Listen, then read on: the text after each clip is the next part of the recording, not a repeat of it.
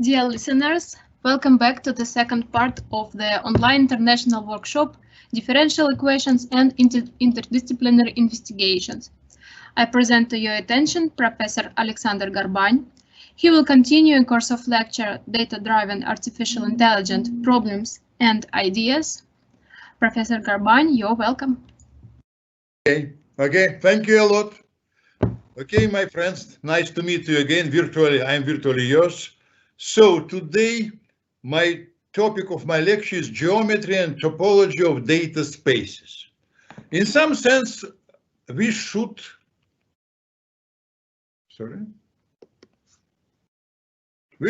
solve a very strange problem.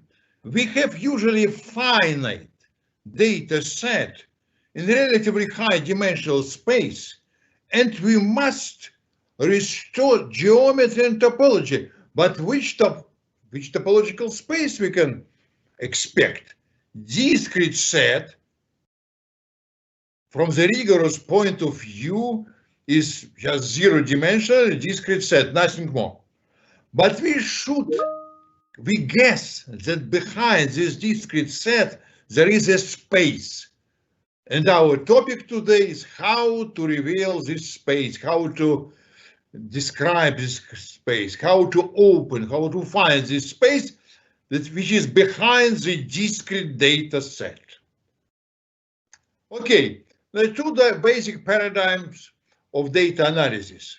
Well, two basic paradigms: statistical analysis, very deep and well developed at the beginning, first half of 20th century, and data modeling, much broader and not so rigorous, but also very popular. What's the difference? In statistical analysis, we always expect there is a probability distribution with rather good properties behind the data. And we have statistical hypotheses about data generation. The standard hypothesis is IID, famous IID. Independent, identically distributed data. And then somebody collected data for us from a set with given, maybe still unknown, but given existed probability distribution, and each data point is selected from the same set, from the same distribution, Nobody can guarantee this in reality.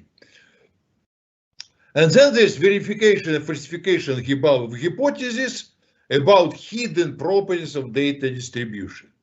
And this is very well developed science. You can find many books, but data modeling is so slightly softer. We have the universe of models, and the universe of models is in our hands. We create this universe. We should find the best model for data description. We know the universe, we know the fitting criteria, and then there are two types of analysis. Learning error. How good is our model for the data, and generalization of errors. We keep some data, don't include some data in learning, and then test on the still unknown data. Our model doesn't know this data, and we test. And then model verification and statistic is needed, but very simple statistics like true, false, like proportion estimate. The first step of statistics of proportional estimate. True, false, works, does not work. This is data modeling. And then for example, the simplest example, I prefer old example. See, it's clustering. Clustering is data modeling. Nobody guarantees us that these clusters are not by chance.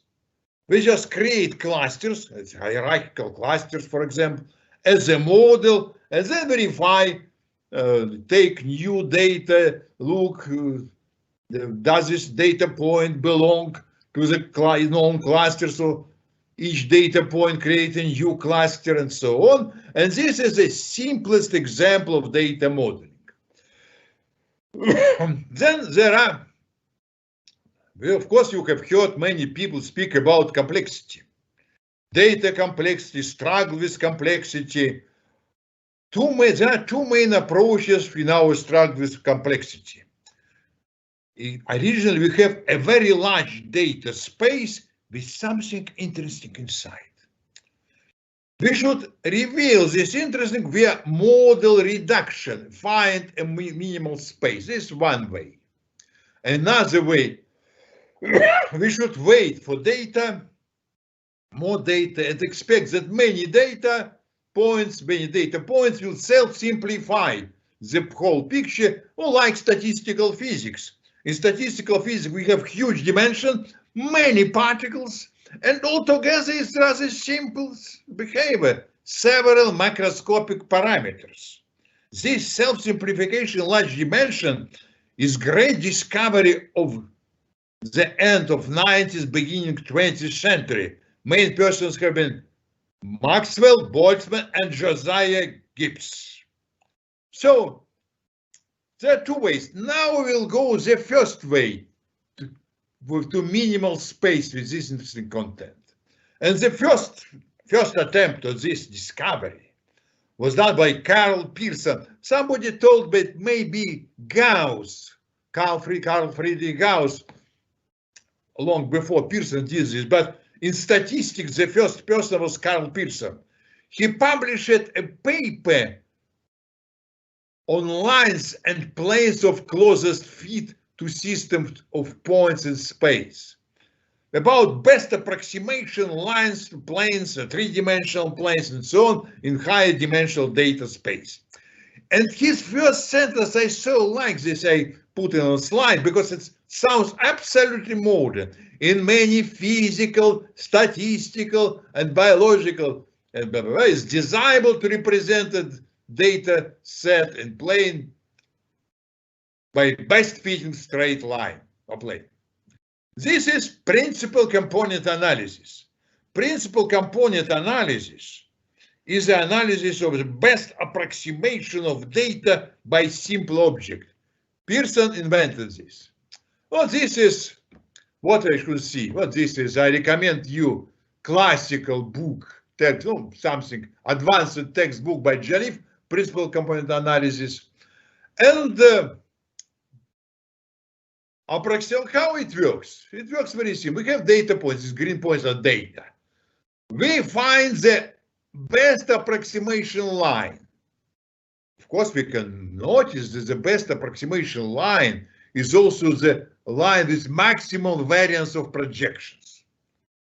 And sometimes this maximal variance people take as a definition. I don't like this trick in general, because best approximation can be generalized for many other approximant, non-linear, branching, very sophisticated. Maximal variance is not so good in that sense.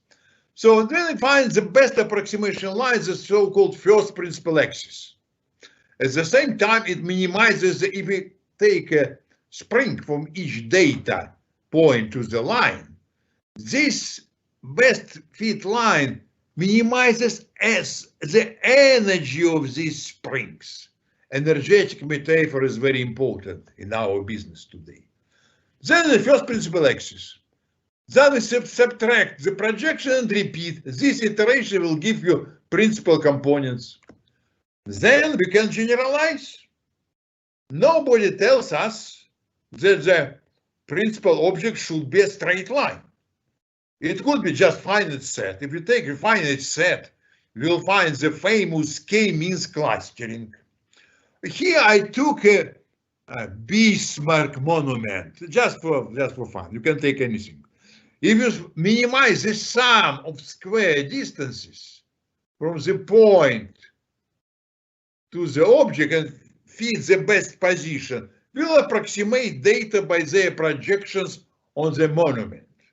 This is a principal object, of course, jocularly principal object. K-means, people even call this approach principal points. K-means. Very simple. Approximation by a smaller finite set. Select several centers. attach data point to the closest center by a spring. Minimize energy. Repeat steps 2 and 3 until converges. It always converges in finite number of steps. It was invented 56 years later after principal component analysis in 1956 by Google Steinhaus. He studied some mathematical structures, not data analysis, then by Lloyd in 1957, then finally published it as cluster analysis for marketing purposes by McQueen a bit later. That is k-means. There's also approximation of data by finite number of points. So now, after this brief introduction, we have two main first examples of data spaces, data approximation spaces. First is lines and planes. Second are just finite sets. First is principal component analysis. Second is principal points or k-means analysis. We can approximate by algebraic curves and surfaces. I attract your attention to very good books. This is special science. Let us have this nice set of points. What do we can try out? What we like this. What principal axis is that? What is better? Of course, this algebraic parable is better than first principal axis is black line. But can we go better? Yes, of course we can go and we can take some overfitting lines that go through each point. It's not so good. That is, you can extend the space by values of additional functions and apply PCA. This is a deep theory behind, but you can understand that if you extend the number of the set of models, instead just of line, takes, for example, second order curves or third order curves, you can approximate better, but you need more data to test, to have good generalization ability. This is usually trade-off between the set of space of model, number of parameters in the space of model, and number of data points. Of course, for huge data, for huge model space, you can approximate everything, but you cannot generalize because we just feed noise. Just illustration, I like this illustration, nonlinear happiness. These are countries. Each country is presented in four-dimensional spaces by four numbers. Gross product per person, dollar per person, life expectancy years, infant mortality cases, tuberculosis incident cases, or fraction, cases for 1,000, cases for 100,000. In years, almost 200 countries, or United Nations countries, and year. And you can see that this, if you look at this data, you'll find this data are neither whole space data, nor just straight line. That's sort of two-horn, no, not parable, but something almost straight lines and nonlinear junctions, and again almost straight line. This is nonlinear. This is in our paper published. We call it nonlinear theory of happiness. Of course, this is again not absolutely seriously, but you can see that there are poor countries. Swaziland is on the one pole. And this branch of poor countries, everything is defined not by money. Money are not so important. Here, everything is defined by the physical quality of life, by infant mortality, this physical quality of life is highly correlated and doesn't depend much on the gross product is not very high here, not small, but everything is physical. And the rich country branch, the pole is Luxembourg. Yeah, United States, there's many countries, Qatar maybe, Sweden, Japan, Bahrain is already here, Saudi Arabia, and there is no linear junction. In non-linear junction, we can see Russia, we can see China, we can see Yemen. You don't, unfortunately, not now, but some time ago it was. See Dominique, Chile, and so on. This is non-linear junction, and the trajectory of Russia. You would like to study the trajectory of Russia. You can look how Russia travels from 1989 to 2005. It's very interesting. Travel first to poor hordes and back to rich hordes. This sort of curve of travel. This is how principal curves can work. Now we'll just go ahead.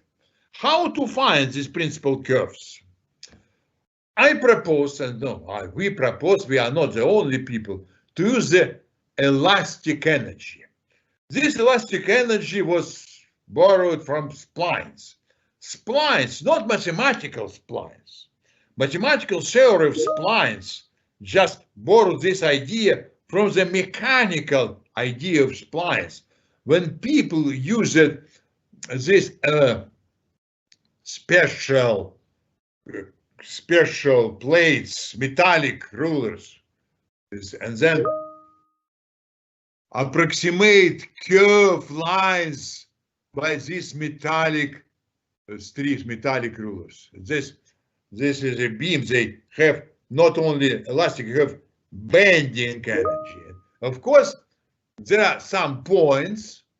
We put this ruler through these points, and it itself minimizes the bending energy. Okay, that metaphor of elasticity. Now we should prepare something in between. K means absolutely flexible, no connection between points, and very rigid principal components, absolutely inflexible, no possibility to bend principal component. It's this elastic net. We have idea, so we have data points here, they are small black points, and we have nodes of elastic net. These nodes are connected by two types of spring: positive, attractive spring, and negative. Why do we need negative? Because negative spring allow us to emulate the bending energy. You see, if 3 points, you can look on any 3 points here.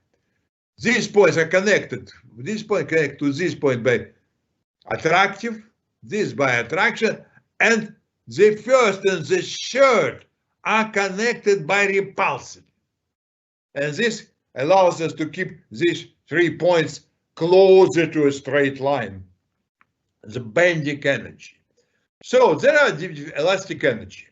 Elastic energy consists of 3, for this approximation, of 3 components. First, approximation, energy of approximation, average mean square error.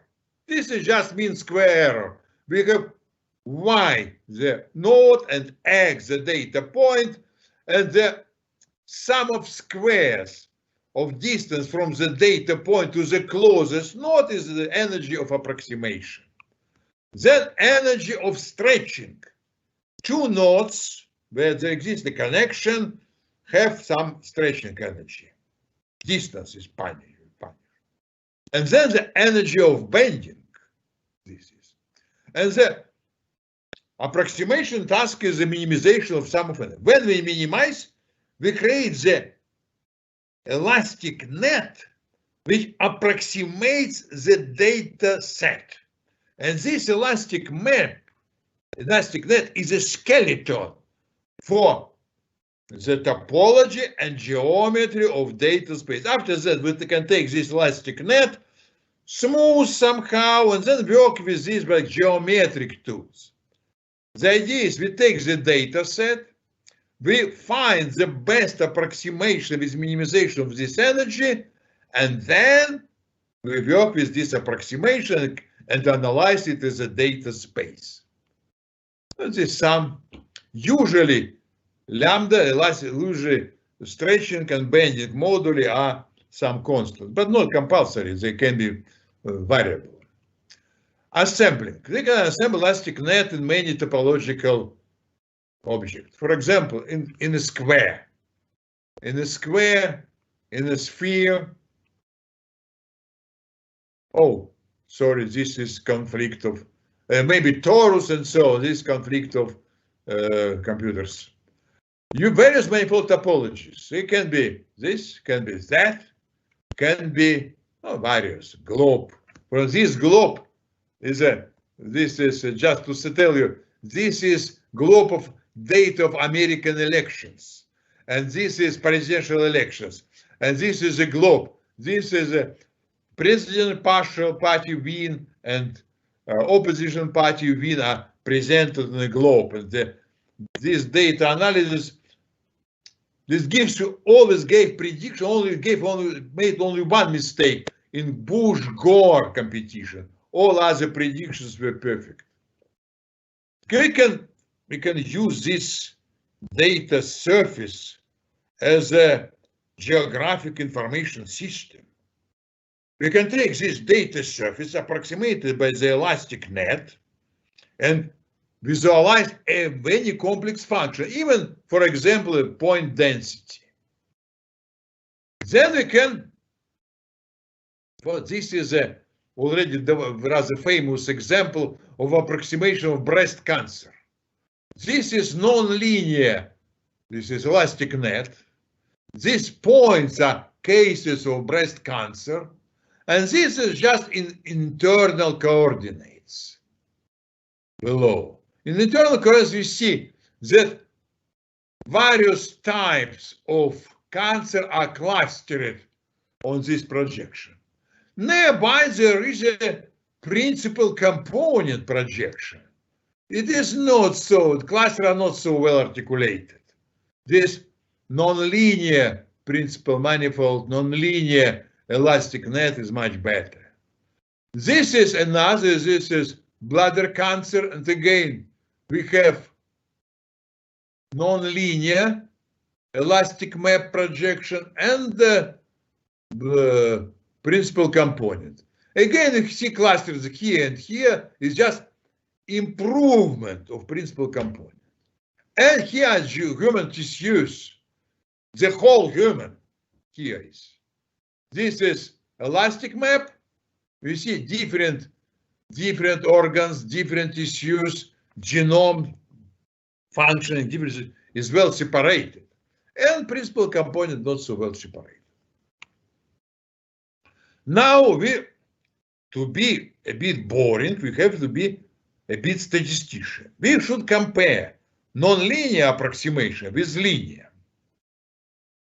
And first question is, does nonlinear give better approximation? Trivially, of course, yes.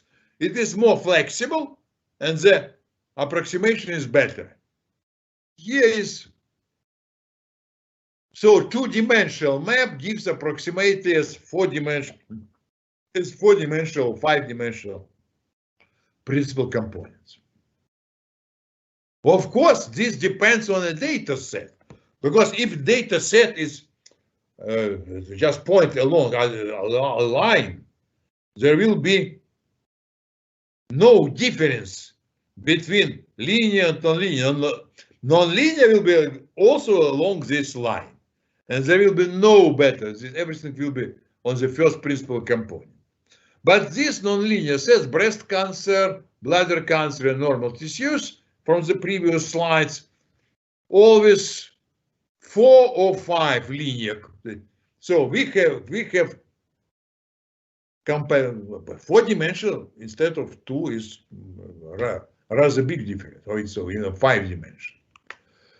Then representation of distances. This is more sophisticated test. We can compare distances in the projection and distances in the reality. Preservation of distances is interesting. We should not confuse the far points. Far cases should be compared to the far. Close, we should not create large distance between close cases. What can we do? This is distance after projection. This is a standard, even name it Shepherd's plot. This is a name it plot. So this is distance after projection. This is distance before projection. Of course, for small distances, this is a mess. Different, but what we like that small distances should not become large, and large distances should not become small. We should look on for large distances, everything should be more or less close to diagonal. Diagonal, this Russian Z, or just this special cross, is for elastic maps, You see, elastic maps is very good in that sense. 10-dimensional principal components is compatible. Everything else is worse. Formal, this is very important test. And when you make model reduction, make a step back. You should test approximation, trivial but important, and then representation of large distances, extremely important. And then there is a quality of distance mapping is measured by correlation between correlation coefficient, standard measure of two real variables. Correlation coefficients between distance before and after projection. You can see that elastic map, this network, elastic net, is more or less the same as 5-dimensional principal components. Or maybe sometimes it's 4-dimensional. The quality of distance mapping is very high for this nonlinear. It's good. Is this all? No, this is not all. The second, the fourth.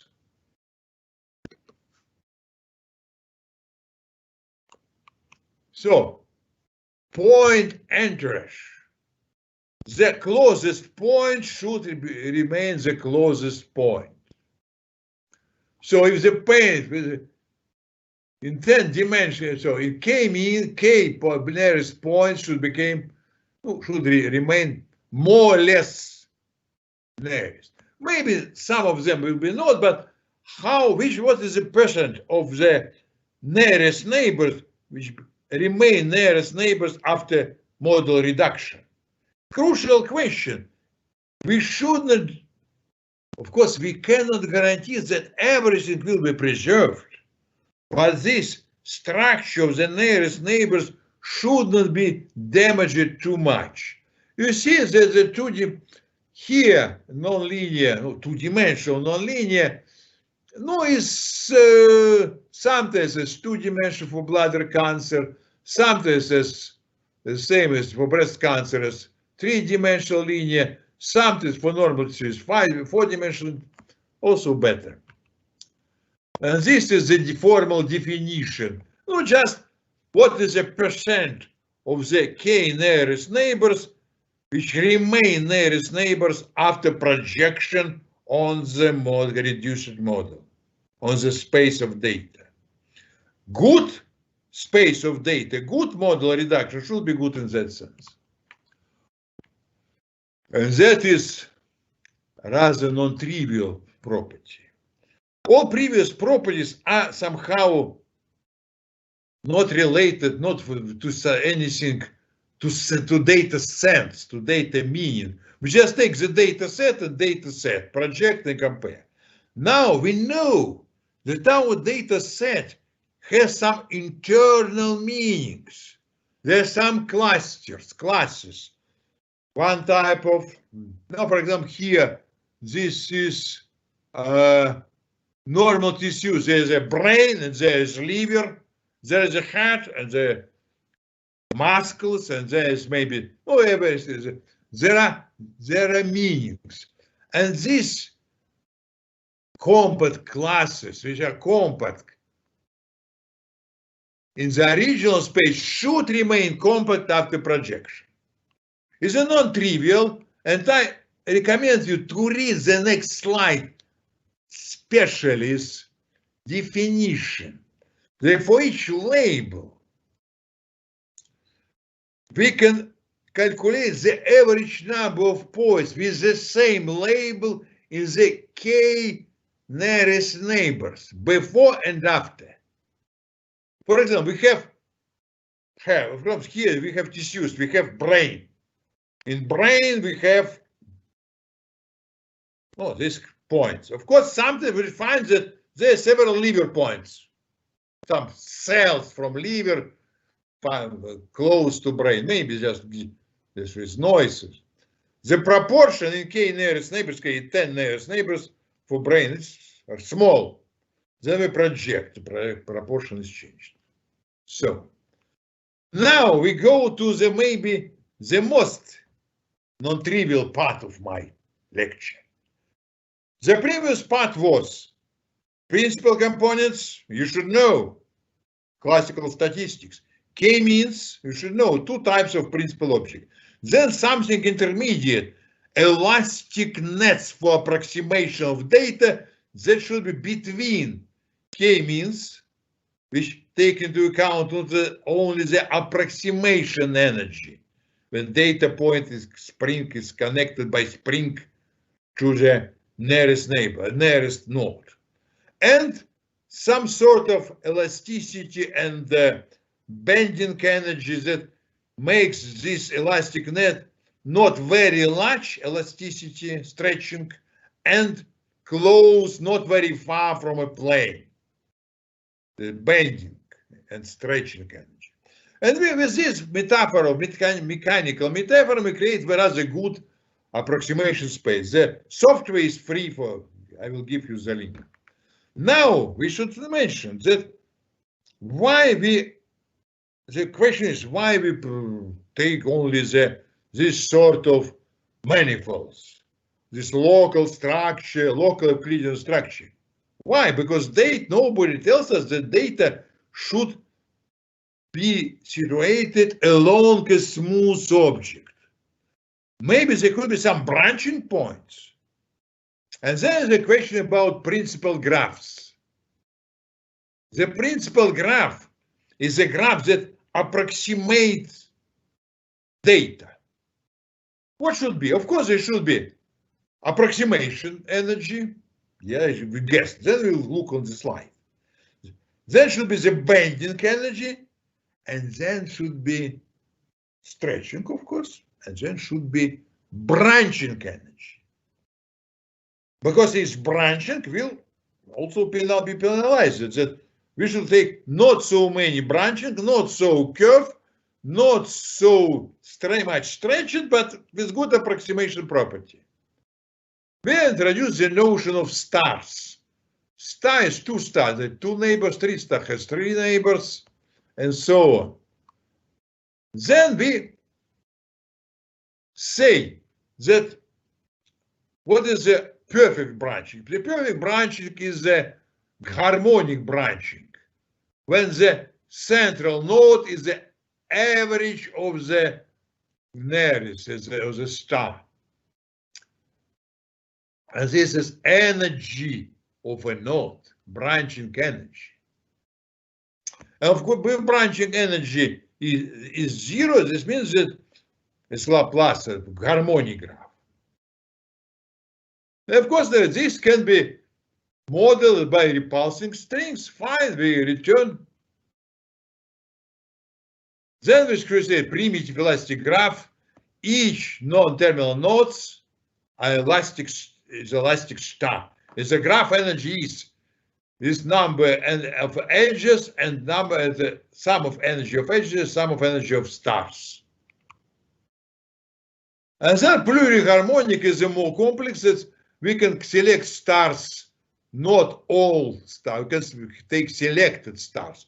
For example, to model this plane, lattice should take horizontal stars and vertical stars, not complete stars, not all connections. Then we should say the pluriharmonic map is when each node is the center, is the mean of these neighbors, pluriharmonic, this selected stars, is a pluriharmonic approximator. And this is instead of lines and planes. And then we have this grammar. We see the initial structure, generate and feed candidate topology, go ahead, penalty of total length, penalty of deviation from harmonicity, and this is implemented, it works. But how we can grow this graph? We should select the set of operations for grow.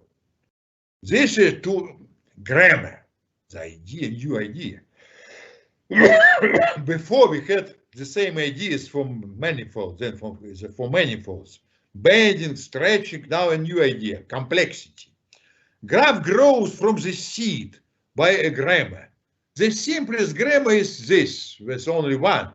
We have a set of operations. For example, add a node to a star or bisect a edge.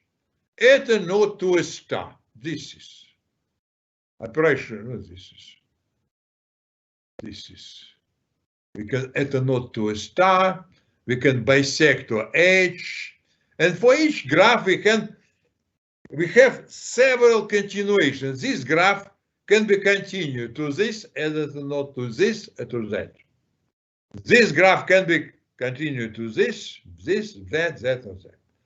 This graph can be continued to this, and this. Very simple. We have two operations, and we can change our graph step by step by the operation of our grammar. Grammar is collection of operations, elementary operations. And how it works? Just enjoy. We have a very simple data structure, just a DEII. Of course, this data structure cannot be approximated by linear PCA, nothing interesting. Non-linear PCA, nothing interesting. Branching PCA, this is branching. And here we create principal graphs, not principal lines, non-principal points, but principal graph. Of course, for simple structures, the principal graph will be a principal line or a principal just. Okay. There are three types of complexity. Geometric, how the principal object deviates from the ideal configuration, from a line, plane, from a harmonic graph, and so on. Structural complexity. How many elements has this graph? How many nodes, how many branching points, and so on. And constructional complexity. How many operations of grammar will be required to create this graph?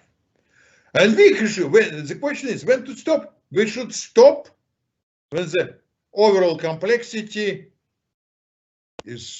becomes too large. Then the example from genetics. Well, first of all, if we take a gene as the text in this nucleotide language, four-letter alphabet, each gene can be cut in the pieces with sliding window, like several hundred nucleotides, and for each piece we can create the number of nucleotides, 4-dimensional space, the number of dinucleotides, 16-dimensional, the number of create, including the space of 4-dimensional. This is how many 4-dimensional, 4 nucleotides, words, 64-dimensional, and so on. So each text, even after we calculate the frequency of each word, small word in this like 400 dimensions. First we have this large text, we cut it into medium-sized window. For each window, we find its representation in the frequencies of short words, and then therefore the big genetic text is embedded into medium-dimensional space. And then you can apply various principal component analysis, various methods. This is just example. This is three-dimensional. This is bacterial genome. This is three-dimensional PCA plot, of we should rotate to him. This is graph grammar's work, this principal graph. And this is representation of the principal graph as a metro map. Of course, each tree can be represented as metro map. A very simple formalization, and each vertex is has a pie diagram with different clusters inside. Clusters is a type of reading frame. This is hierarchical cluster. It's a principal tree of the space of the data. Principal tree of this is a map of human tissues. Map from the genomic activity. Brain, you see, brain is very isolated, but the closest to brain is parathyroid and heart. Then adrenal, then thyroid.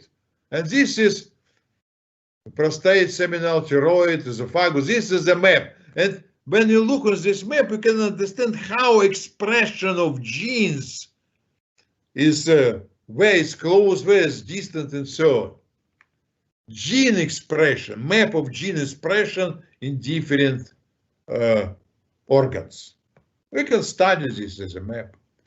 And the last example, I like this example, because the method of principal graph suddenly, it was invented in 2007, but 2 years ago it was suddenly fit very well to huge new problem. Single cell omics is fantastic technology. I still don't understand it completely. Well, I understand something, but not completely. This is, we can take now, we, human, not me, take several thousand cells from an organism and measure gene activity in all these cells separately. Beforehand, we can measure average. Now we can measure all cells. Huge data set, each gene activity in thousands of cells. A huge matrix. What to do? This is absolutely non-trivial question. The question is, perhaps we can join the cells into trajectories, because cells are developing. And they're not just cells, they're trajections of cells in the they start, then born, then go, and then develop. And this is something they diverge, trajectories diverge, branching points, and so on. And this is a special time, branching time of development. They burn, then go, then selection, then selection of branching. And then mathematically, this is an example. How branching time for this planarians are just worms. This is the map of the cells found in the single cell omics. You see, each point is a node. The pie diagrams is the types of genes active in this node. And these are just two branches for selected for further analysis. Software, 4 things I told you, elastic maps, single cell analysis, and so on, is here. You can play with explanation. Conclusion, method of elastic maps, efficient. Principal manifold, it can work as a screen. Nonlinear data visualization works, therefore quality criteria. Pluriharmonic graphs work. Topological grammar and expectation maximization algorithm like k-means, but in more complicated environment work, and metro map also work. It works. These are some review publications. I recommend you to have a look. And software, please. And many more. Thank you a lot. Questions, please.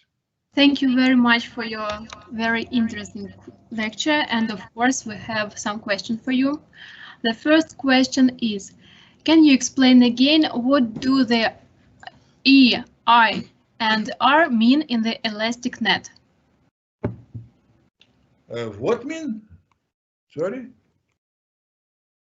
E, I, and R, elastic man, to run to the, this. Yes. Okay, E means, so this is for each H, you have three lists. List of nodes, lists of edges, and list of ribs. For each node is just a node. For each rib, for each edge, E, we have two vertices, two nodes, E0 and E1. For each rib, we have three nodes, R1, R0, and R2. These are, so this is function. So in computer you have, of course, how you represent, you have three sets indexed. Nodes, edges, and ribs. For each, and they are connected. For each edge you keep two nodes. For each rib you keep three nodes. That's all. Rib is a set from the plain point of view. Rib is the set of three nodes connected with bending energy. You see, they are connected with bending energy. It means that for this rib, this is term in the total energy. Perhaps I answer. I cannot. I have no more detailed answer. This is for. Okay. Thank you. The next question.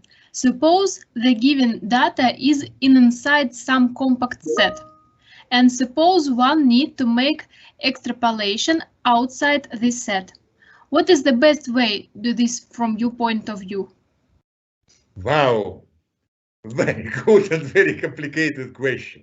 So, first of all,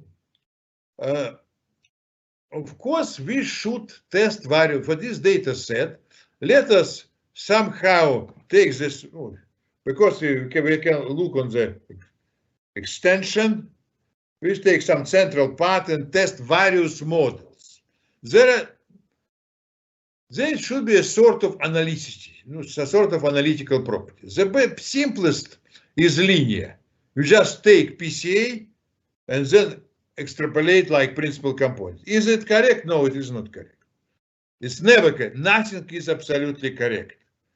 But then you can say, oh, I prefer some nonlinear algebraic properties. For example, sort of, I personally prefer rational approximation like Padé approximation. Because rational approximation have rather good properties at infinity. Polynomial are terrible. Polynomial cannot be used for extrapolation. But a sort of rational approximation can. You can take rational manifold using algebraic approximation theory and extend. Then you can guess, then some of my colleagues and me developed this sort of Carliman approximation, Carliman, please remember this name, Carliman analytic continuation formulas. And you can take Carliman formulas with some assumption about the area of analyticity. You can assume that the functions are analytic in strips, and then they have some, these formulas can be close to neural networks and so on. In some sense, right, some neural networks have these analytic continuation properties, but I should warn against blind use of neural networks approximator. You should understand what you do use. Okay, that's all. Thank you, Professor Garbani. And the last question for you. How seldom do linear data spaces occur? Sorry, how seldom? Linear data space. Non-linear, no, linear. It writes in linear data spaces. Okay, so what is the frequency of linear and non-linear? Should I compare how often I should use non-linear? Because first of all, the sort of intellectual hygiene, yes, is please start from linear. Never start from non-linear, first. Second, very often, I should say more than 50% cases, linear are sufficient. More than 50%. Then there is a very good, there's a family of good methods. I gave you these methods.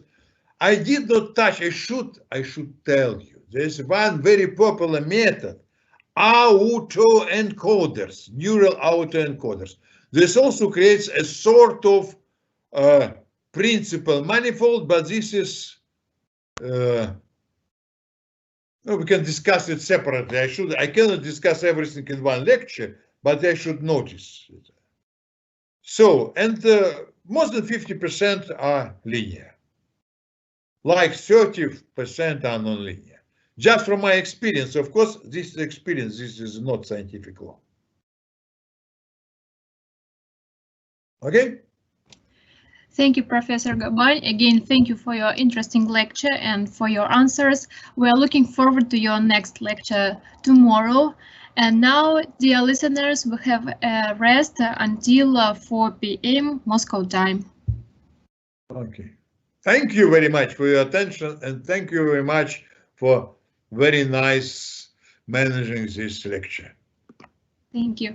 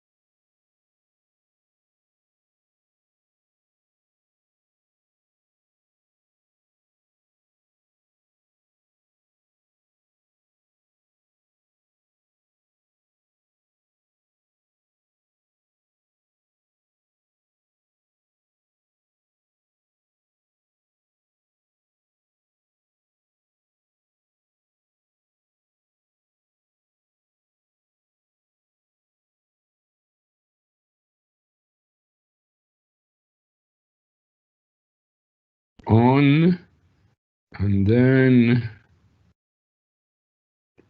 please turn on Professor Bardos, you were on the broadcast. I want to start the part. Okay,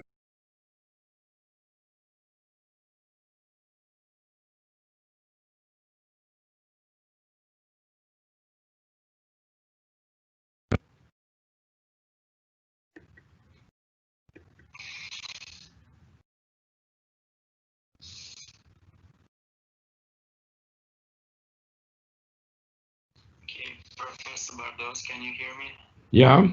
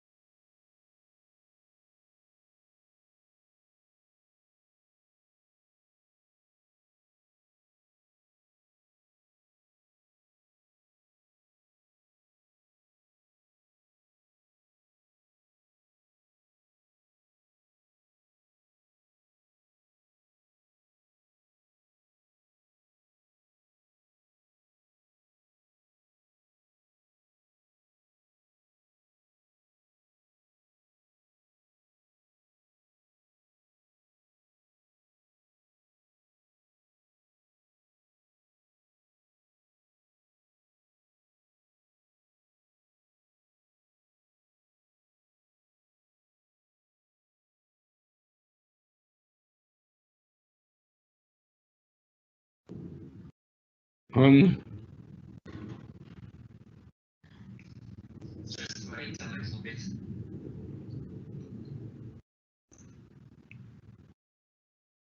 Off or on the microphone?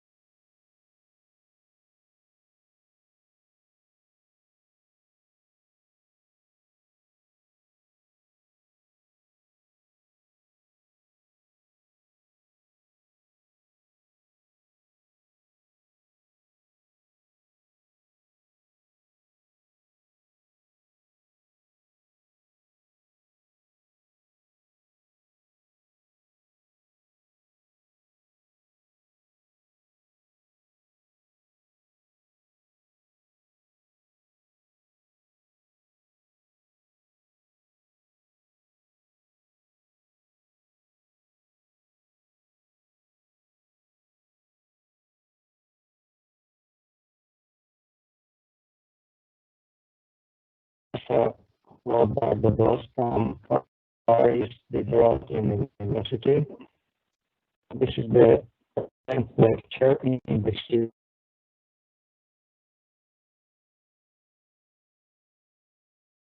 This is the lecture.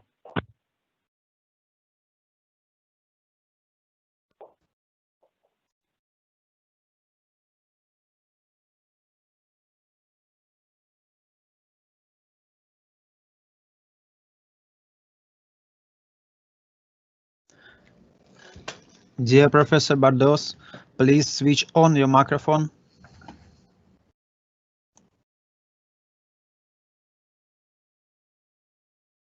On.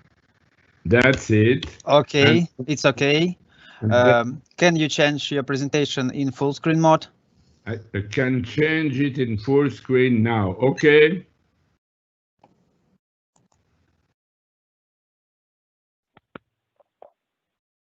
Okay, I am on full screen.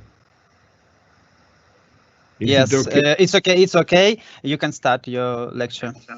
I can start my lecture. Okay, thanks a lot. Thanks for the patience of the organizer, for this team.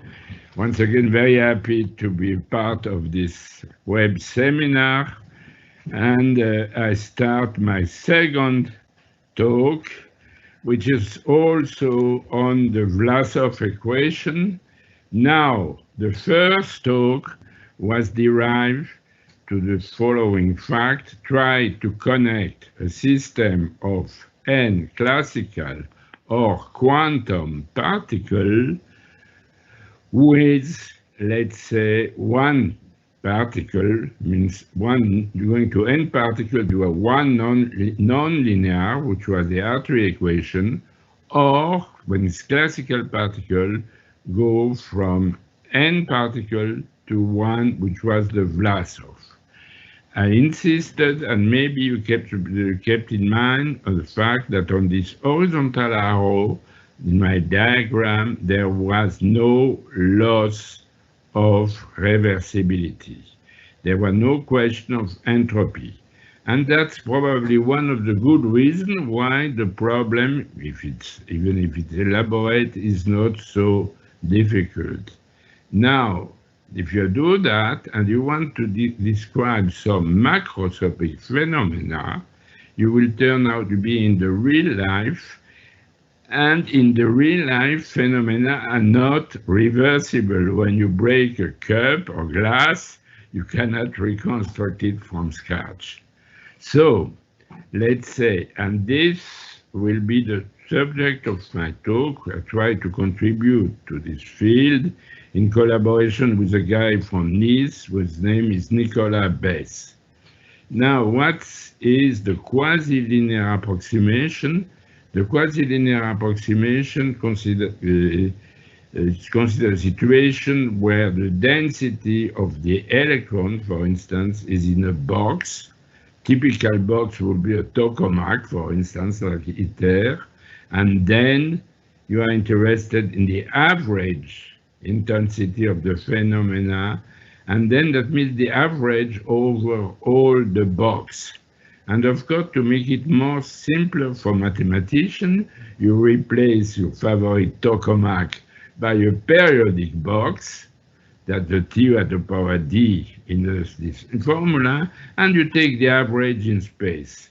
And then the question is to try to discuss that. Now, before that, I start with a baby model which do completely the opposite thing. Diffusion approximation have been around since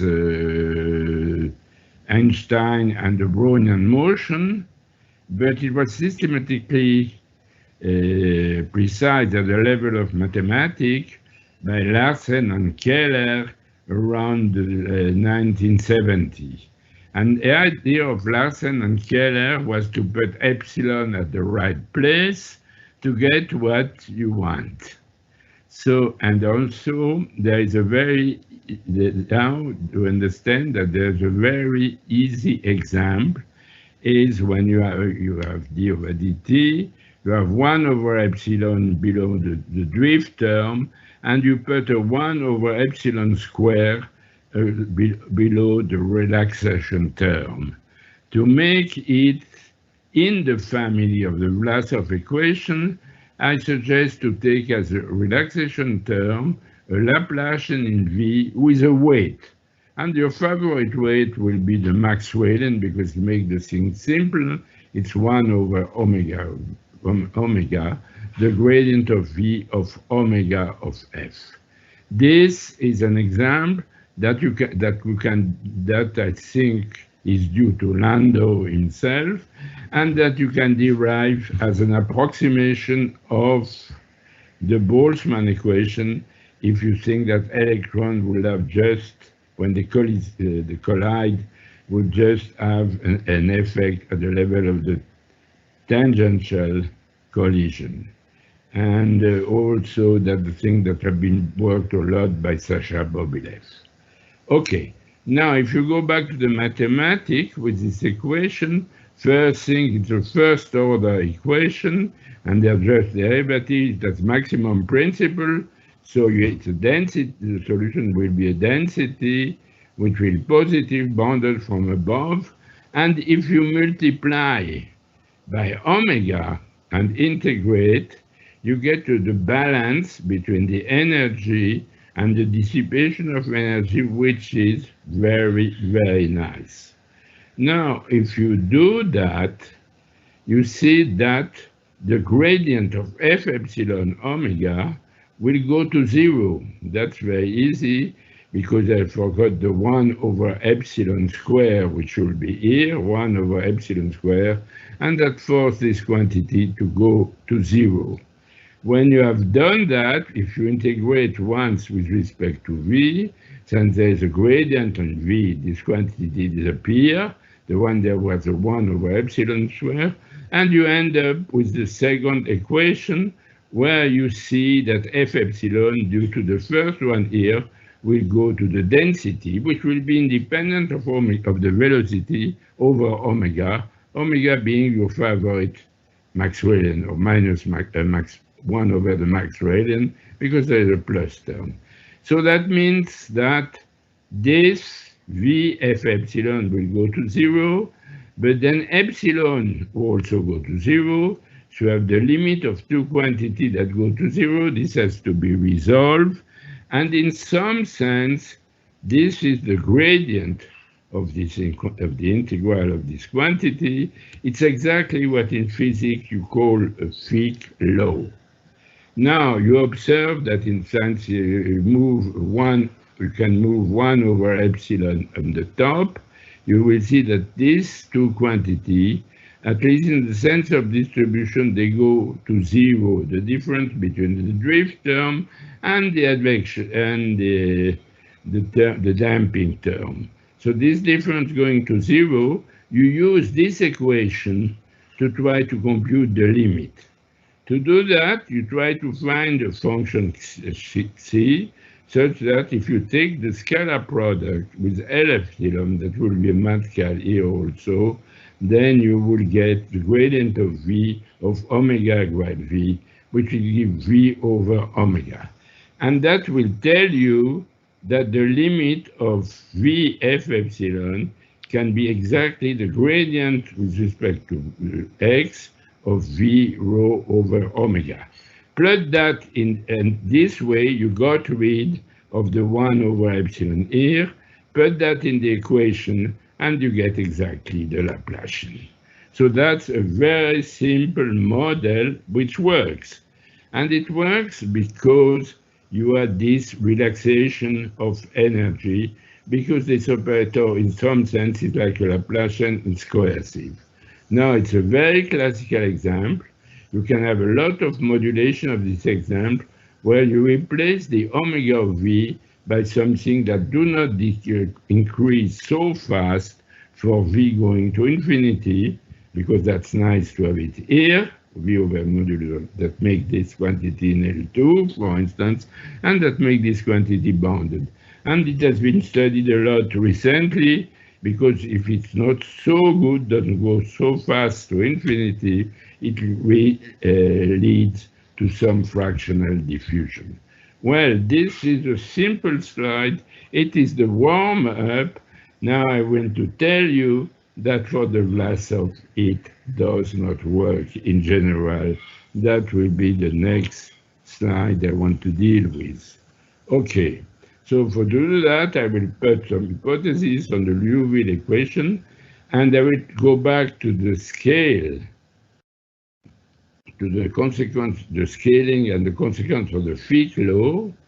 That will tell you why that make obstruction to the convergence of the scale Liouville equation to the one I want to study, and then that's motivate the fact that I really need some randomness in the convergence and rather deal with stochastic equation, which will be the end of this section, and then that will be what I want to do today.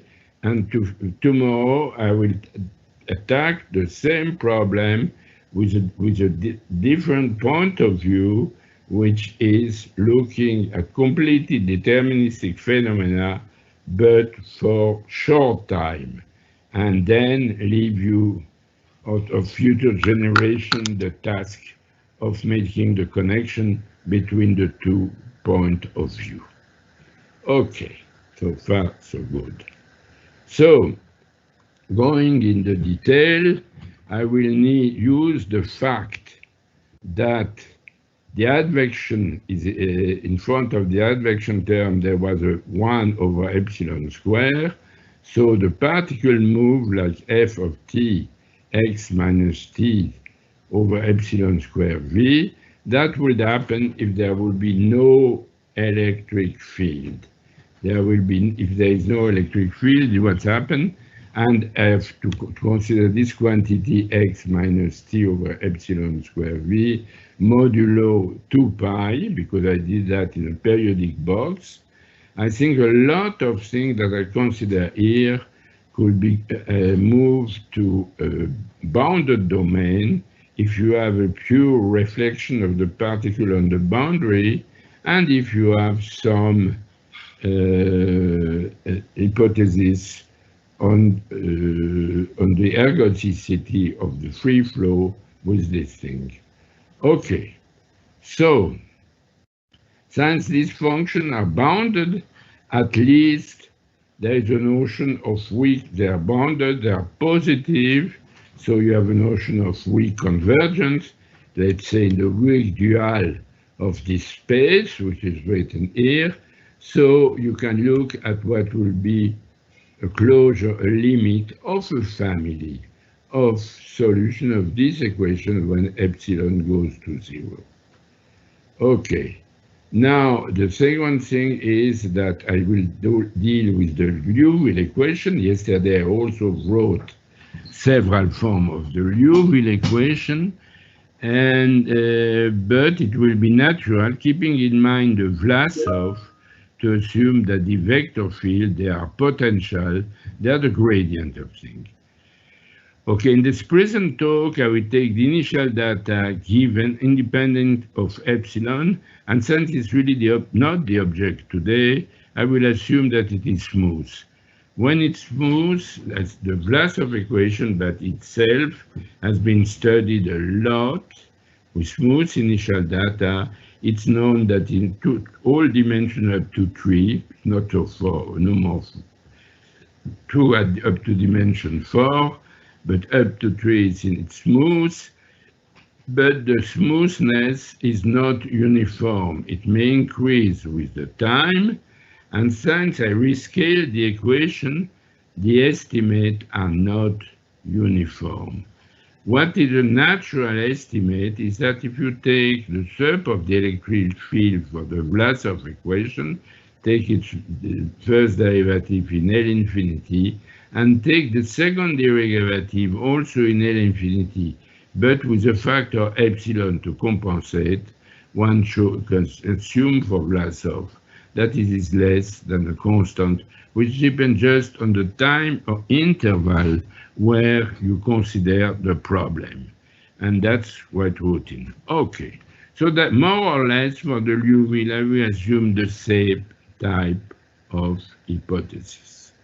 Okay, so I go back, I try keeping in mind what I have did in the very first baby model. I want to try to do the same thing. So I take the average over the torus of the density of particles, and I do that at any time. So if I integrate here, the average. Now this quantity in a periodic box can move the gradient with respect to x outside, and if I integrate with respect to velocity, with respect to position, excuse me, with the x, this goes away. This quantity goes away upon integration. So what remains again is the same thing. It's E epsilon, F epsilon over epsilon. Now, anticipating on what I could say yes, at the first slide, here the F epsilon will not be simply relaxed, but it will be driven by the advection flow. Since it's driven by the advection flow with a 1 over epsilon square, by a classical ergodic theorem, on a finite time, weakly, it will converge to a function which is independent of x. It's average over the domain. Now, E epsilon, it's a gradient. It's a gradient of x. If this one is independent of x, you take the gradient of E of x against something which is independent, then you average, means integrating with respect to x, something which just depends on x and which is periodic, that makes 0. So this goes to 0, this goes to 0. It's like in the model in the introduction. Now, what I would like to do, consider that like a Fick law, and like the people in physics find an equation of this form, which when we put it in the equation, will give me my favorite quasi-linear equation. And then immediately you see that there is an obstruction, a serious obstruction, which is that this equation, as a Liouville equation, will conserve in the dynamic all LP norm, in particular L2. Now, if you make the scalar product, that will give 0. Now you make the scalar product for the limit, which will be the quasi-linear approximation, as I like to call it, and you obtain that the energy will decay And this decay of energy is balanced by the dissipation of energy. This is a standard equation for the basic equation for the diffusion of heat. So you see there is a serious contradiction between the first equation and the second, which means that you cannot expect a strong convergence of this F epsilon to its weak limit. So in some sense, it's a thing which has to be reorganized. And this, we have to play with this weak convergence. Okay, now you can put that in a theorem, collect this observation in a theorem. The first thing I told you is that any cluster around for the topology, weak topology that you get from the above L infinity estimate will have the following property. Since with the ergodicity, it will do not depend anymore on V. It will depend on F. Epsilon will depend just on X and V. And if I go back 1 minute to the equation in blue, which are here number 5, you see that it will converge strongly if and only if the integral of the gradient of V epsilon against the gradient of epsilon integrate from 0 to t, capital E goes to 0. Otherwise, there will be a contradiction. Now, to understand, try to give a mathematical point of view in the physics. I want to see which room is left for weak convergence. So what I claim is that in the first slide, I gave some regularity of the vector field in X, not in time.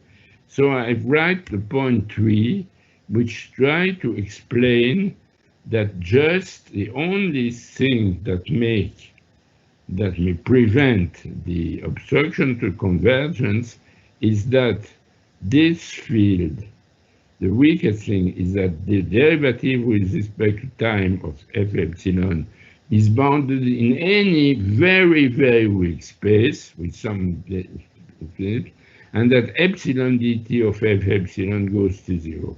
If you have that, you end up with the fact that the dt of F epsilon will be 0, and that the Fick law is not the case you want to observe. It's because degenerate, it is 0. Now, I just make some comment on the proof. The first thing, the difference between the conservation and the non-conservation of energy comes from the fact that if you take the integral of the square and take its limit of the integral of the limit of the square by simple topology, Hilbert topology, is bigger than the weak limit integrated. I mean, so if you just use that, you find out exactly the first point. Now, which was the first point, which is here, or the second point, which is the strong convergence is equivalent to this quantity going to 0. That's trivial. Then, to try to mimic the proof that I proposed for the example of Larsen-Keller, for the case where the thing works, I play the same game. I will multiply by epsilon x t phi of v, where phi of v is any scalar form, turn on the crank, as I did, turn the inequality inspired by what I did at the baby model, I end up, if I control in the equation what comes in this derivative here, and if I control this derivative and with an epsilon, and if I control it in a very weak norm, then I can end up by that, what I was, the Fick law will be equal to 0 at the price I have to multiply by test function with a v here, which will cancel near 0. Don't need to check to keep in mind all the detail of this very naive computation, but keep in mind the idea, if you have good convergence, then you can convert to something multiplied by a function v of f and v, which will be 0, and then you end up with a diffusion which may be degenerate on all, acting on all these quantities. Okay, so that's what I said, that if you have regular expansion, regular space dependence, the obtention of a non-trivial diffusion require non-regular behavior with respect to time and a genuine multiscale, which will depend on t and t over epsilon squared. This is exactly what you find in some sense in physics textbook. And for the general, and if you don't think about just a Liouville equation, but you assume that the potential is given by the Poisson equation, which relates the density to the vector field, to the potential, and then to the vector field, which is the case of the genuine Vlasov equation, then you observe that the weak convergence of f epsilon tv will imply this quantity will imply the weak convergence of the density, let's say on any finite time, and if it implies the weak convergence of the density, since you solve the Poisson equation, that implies that the E epsilon of t and x will converge weakly. It is exactly what could be. It's a weak form of Landau damping because it says that with the scaling, a vector field goes to 0, but it goes weakly to 0 due to time oscillation, which is not what you find when you read paper about the Landau damping. Landau damping will tell you when it happens that you have a strong convergence of the electric field. And here you just get for free the weak convergence, and that's the gap, which is the difference. Reason why I call this type of problem very often a baby Landau damping. In my last talk, I will try to devote some time to giving more detail to this difference. Okay, so here I am.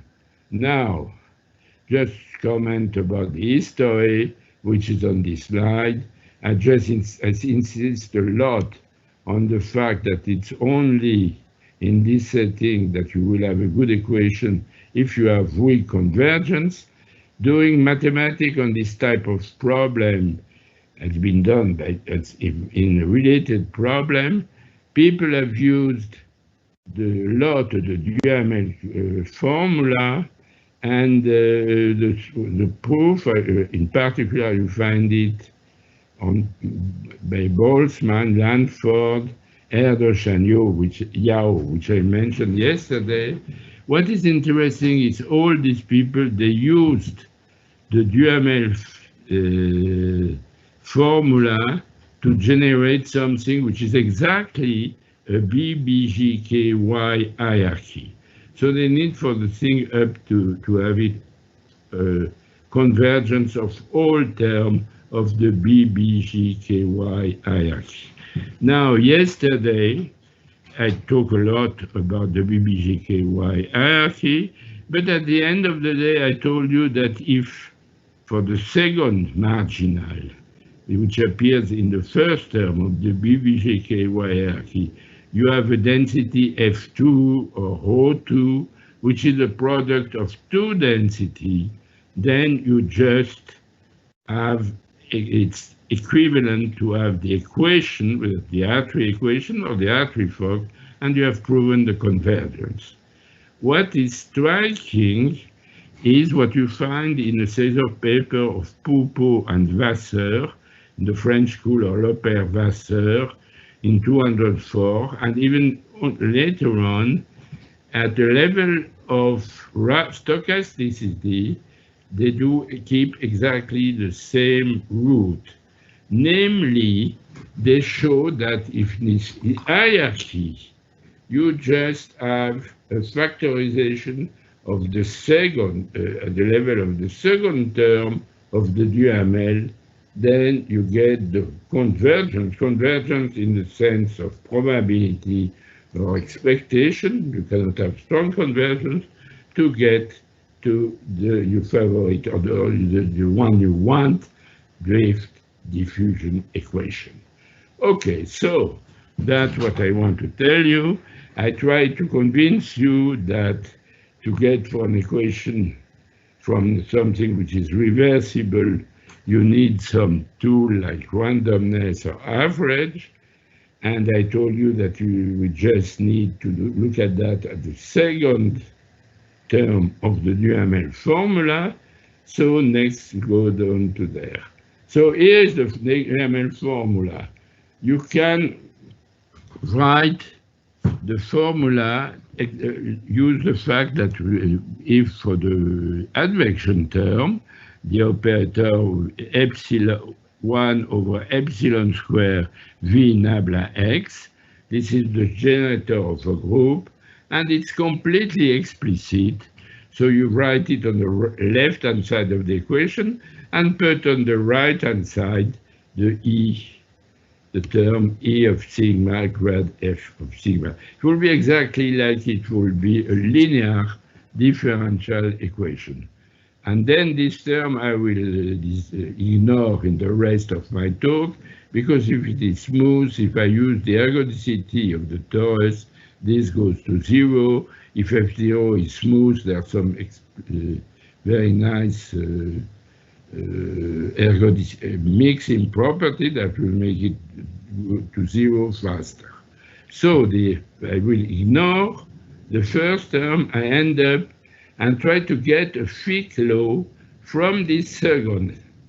Now I need a Fick law, and since it's a weak convergence, what I really want to do is to look at the action of this quantity, this will be what will be the term to determine, put it against f of v, and then to have it, I found out that the term which appears is, because I just apply one more time E epsilon of t, so the term that will play the role of the Fick law is this term. There is a 1 over epsilon square, because there's a 1 over epsilon in front of the electric field. I just reapplied E epsilon here, once E epsilon here. So we have 1 over epsilon t that came outside, and this term which corresponds to the 1 here. And then you get a very explicit form for what is in the integral, which is written on this line. You just see the action of the advection operator, you see the gradient of V, which is here, and the action of the above. Now, you have a t minus s over epsilon square, you make a change of variable, and you move to the next formula. Next formula, which gives exactly what will be in the Fick law, and you see that you get a term which is complicated, but it has 2 derivatives, one with respect to V, one with respect to V on this side, and the action of the electric field shifted from x plus sigma t to x and shifted in time. And this is what will be the analogous of the Fick law, that what hopefully will produce a diffusion matrix. So the main issue that you want to fix at this level is to analyze the diffusion matrix that may come from these animals here, and then justify the decorrelation between the F and this term. So that will be thing. Okay, I hope I don't go too fast.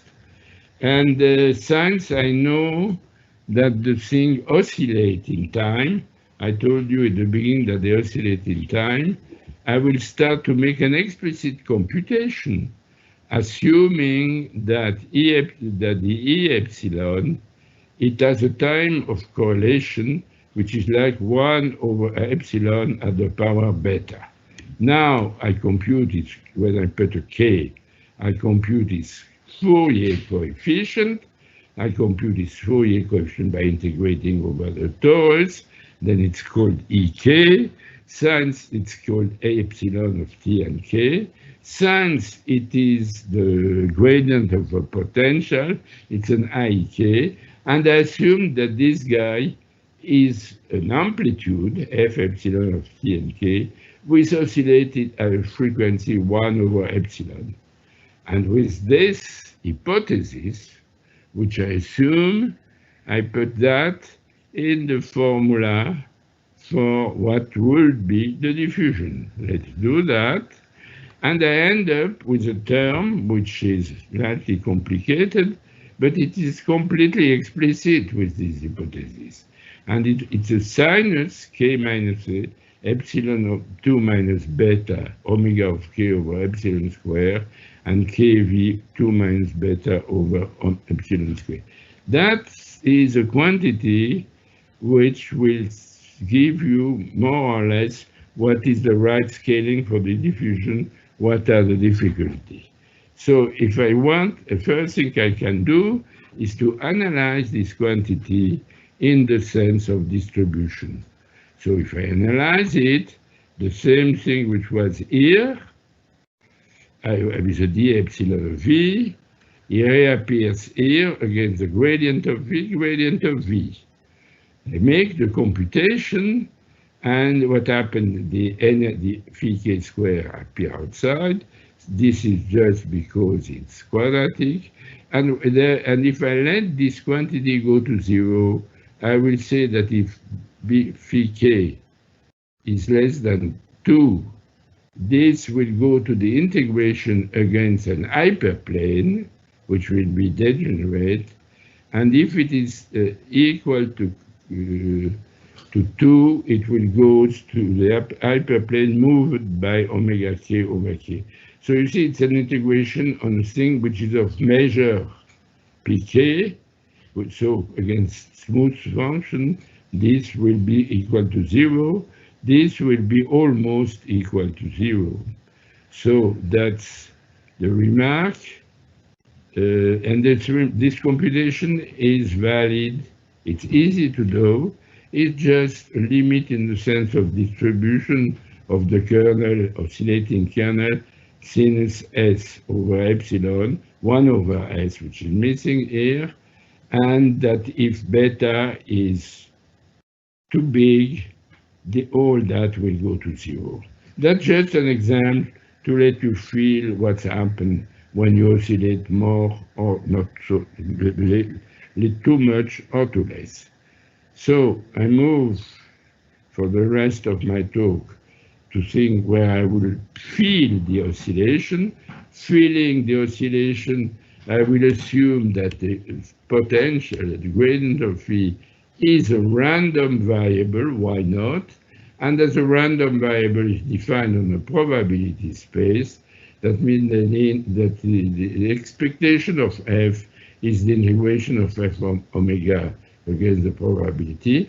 And I make the standard hypothesis, which will be that the average is equal to 0, and that if you have a decorrelation length which is greater than a certain number t, then this two quantity turns out to be decorrelated, which means that the expectation of the product will be equal to 0.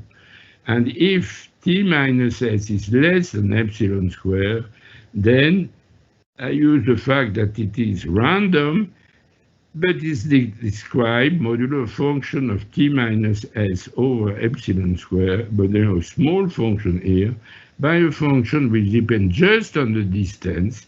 It's called the homogeneity, and which oscillates at the value epsilon square.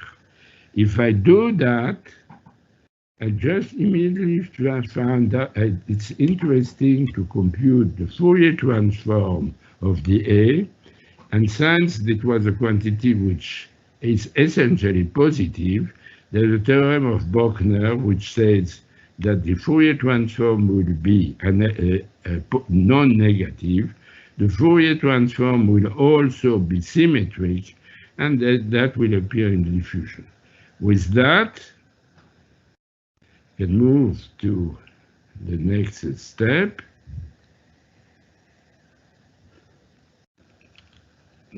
And the first thing I do, I compute the probability tensor, and then here there's a big difference. I just flashed very rapidly an example where there were pathology, and pathology was due that you integrate up to infinity. Now these two quantities, they become uncorrelated as soon as the distance between t minus epsilon square minus t is less than tau over epsilon square. So you just have the integration over a finite time, and that means that you will have a diffusion that will be not pathologic at all. It will be a nice diffusion involving the inverse transform of A, which is a probability quantity. All that will be positive. Very good. That's the first thing. The next thing, you use the decorrelation, and with the hypothesis about the decorrelation between the vector field, you find out that the operator E epsilon S and F epsilon, they are two random variables which are independent as soon as S is greater than t minus epsilon square. To do that, you just use the Duhamel formula one more. So I announced that there was the idea of Poupeau and Vasseur to just look at the second term. And in fact, if you look at the second term, you find out that what will be the expectation of everything, of what will be play the role of your Fick law, you can write it as the expectation of something that you will control, that will go from the diffusion tensor modulo something which is not exactly F epsilon as here, but it's F epsilon just shift from the time t to the time t minus 2 epsilon square. And for that you have a reminder. And the reminder, it's just computed on a finite time interval. It's a finite interval also in V space because we will use that in terms of distribution. And the computation, just counting the number of terms which are here, the 1 over epsilon and the change of variable make appear epsilon. So all that with the tangential regularity and nothing else will go to 0. So with that reminder is okay. For the decorrelation, you test on smooth function, and you have a little computation, but basically you will find out that you get a good diffusion. That's using the reg, and you end up with a theorem, which is the last theorem I want to write. You have X regular, but stock a family of vector fields which are regular on X, but stochastic in time, and the stochastic dependent on epsilon. In such a way, you have a function which describes the correlation between the two times of this vector field, which I call AK.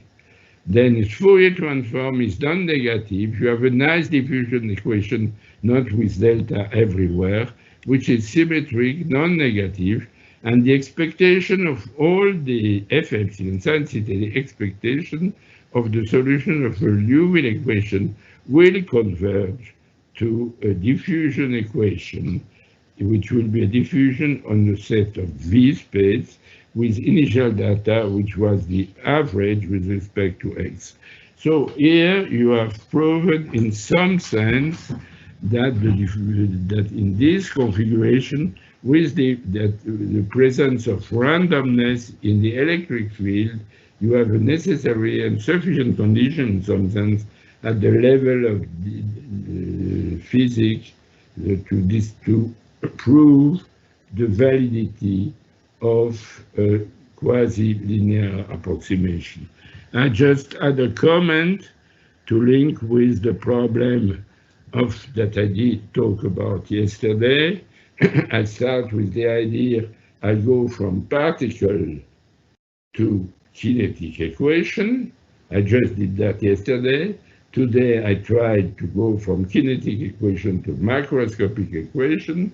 That's a derivation which I explained. I tried to explain the role of the fact that we just deal with the second term of the hierarchy, BBGKY hierarchy, due to the point of view of Poupeau and Vasseur, or Lepère and Vasseur.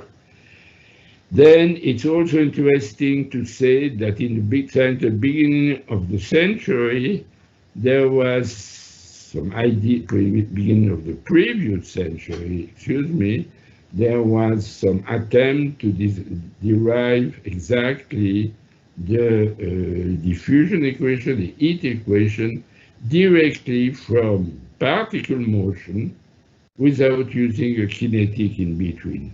But to do that, the best way to do that was to try to describe the particle motion as solution of a Brownian motion.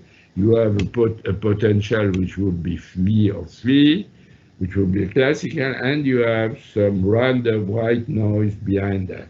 If you do that, and it can be done, it's an alternative way, without going to the Vlasov, to get to the quasi-linear approximation.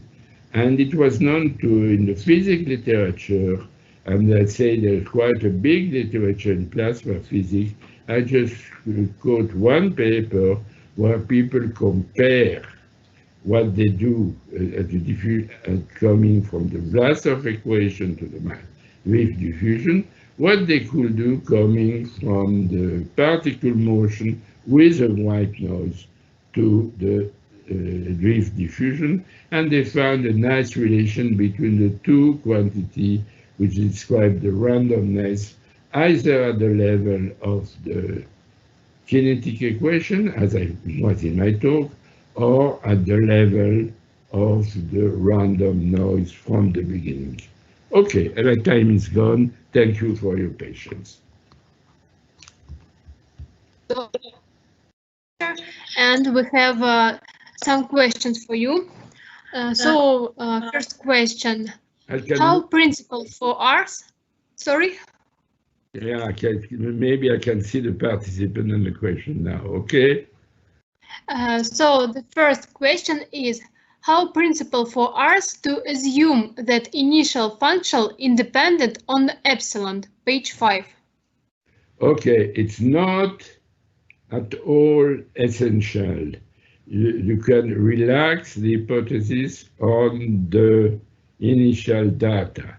But on the other hand, it's more important for me, it was more important to try to find conditions under which, even if the initial data is smooth, it goes to a real diffusion equation than the opposite way.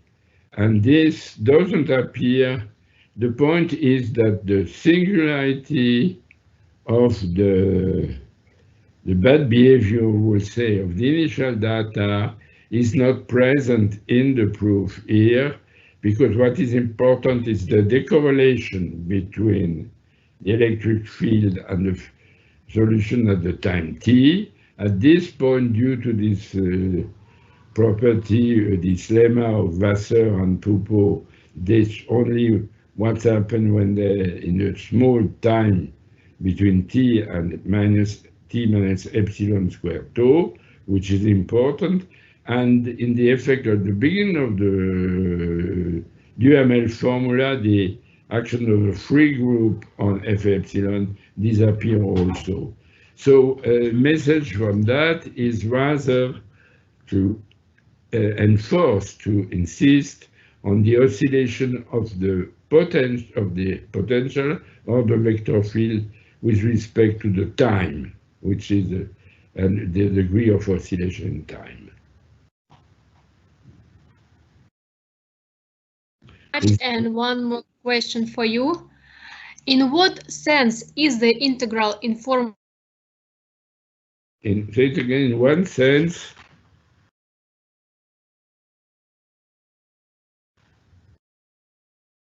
In what sense? In what sense is the integral in Formula 16 understood? Which is the Formula 16? I go back. It's, oh yeah, that's, I can go back to here. Okay, very good. Formula 16. 13, 14, 15. Where is the 16? I just say that it's just a way to say that F, define here just the expectation of a random variable. And to say that every function which depends on a random variable, and it means that it depends on omega, and it's integrated on the probabilities on a space omega with a tribe and with a probability value formula of this type. Okay? Okay, thank you very much, Professor Bardos. Thank you for your lecture and for your answers. We are looking forward to your next lecture tomorrow. And now, dear listeners, we have a break until 5 p.m. Moscow times. Okay, so in 5 p.m. I'll be back to listen to the other talk. Thanks for your patience. Great. Thank you. Thank you.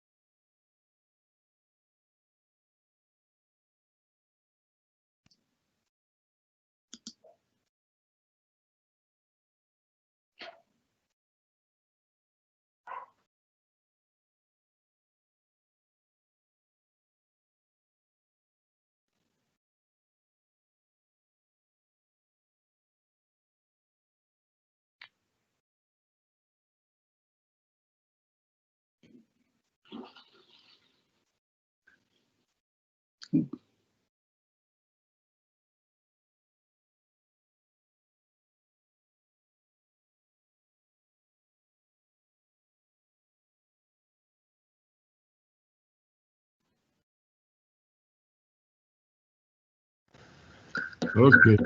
Oh, good evening. Good evening. Yeah, I'm coming for a dog. You are going to. Is it okay? I Sure. have a few minutes. Okay. Is this? Okay. Oh, I'm Yeah. glad to see you. Okay. Okay. Okay. Okay. You can start. Very good. I'll be back. I'll be back in a minute.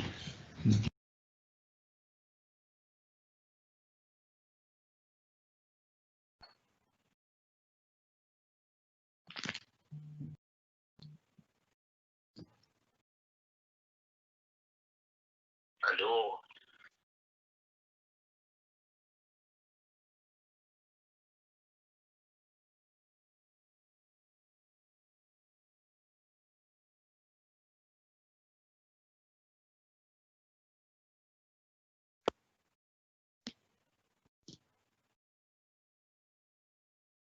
Okay.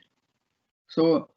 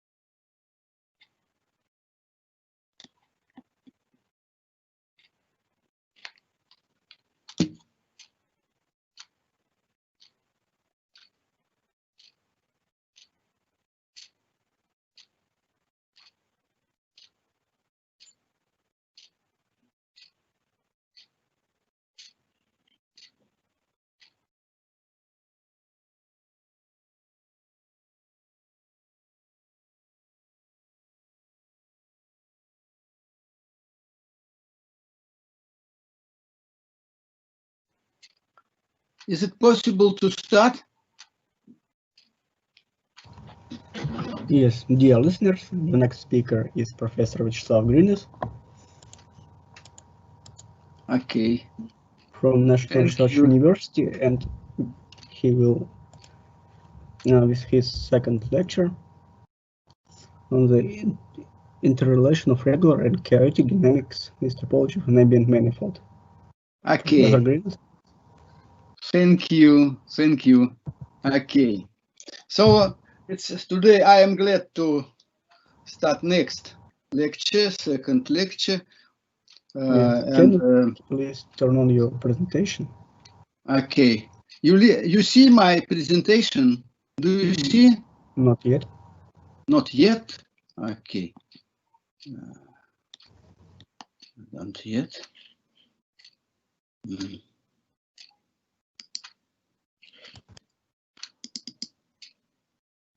Now? Still not. Still not? Okay.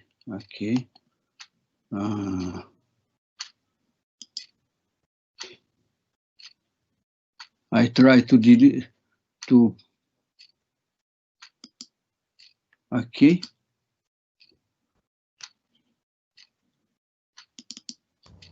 Yes, we can see your screen. No. Okay. Now? Yes, Do you it's see my all lecture at this moment? Yes. Okay. Thank you. Sorry. So I would like to present our book where it's possible to find all definition that I use in my lectures, and there is some part in this book where exists section devoted to the main concept of topology which uses in dynamical system. So if you want, you can find my book and find references. Okay. So I recall that we consider Morse-Smale diffeomorphism, dynamics of such diffeomorphism. Let Mn is a orientable smooth closed manifold of dimension n. Definition. Diffeomorphism F Mn to Mn is a Morse-Smale diffeom if its non-wandering set omega F consists of finite number of hyperbolic periodic points and stable and unstable manifolds of different points from this non-wandering set have transversal intersection. Yesterday we discussed this concept, and during this lecture I recall this concept. Who wants? Okay, so continue. Today I will consider so-called gradient-like diffeomorphism. Morse-Smale diffeomorphism is called gradient-like if condition intersection is not equal empty for hyperbolic periodic points PQ implies that dimension WSP less than dimension WSQ. Remark: when n is equal 3, a Morse-Smale diffeomorphism is gradient-like if and only if the two-dimensional and one-dimensional invariant manifolds of its different self points do not intersect. Let us emphasize that two-dimensional invariant manifolds of different saddle points of gradient-like diffeomorphism may have a non-empty intersection along heteroclinic curves. So I suggest to look at the next picture to understand what is mean gradient-like diffeomorphism. So we have arbitrary Morse-Smale diffeomorphism, and we yesterday, I hope, recognized that stable and unstable manifolds of different saddle periodic points can have intersection.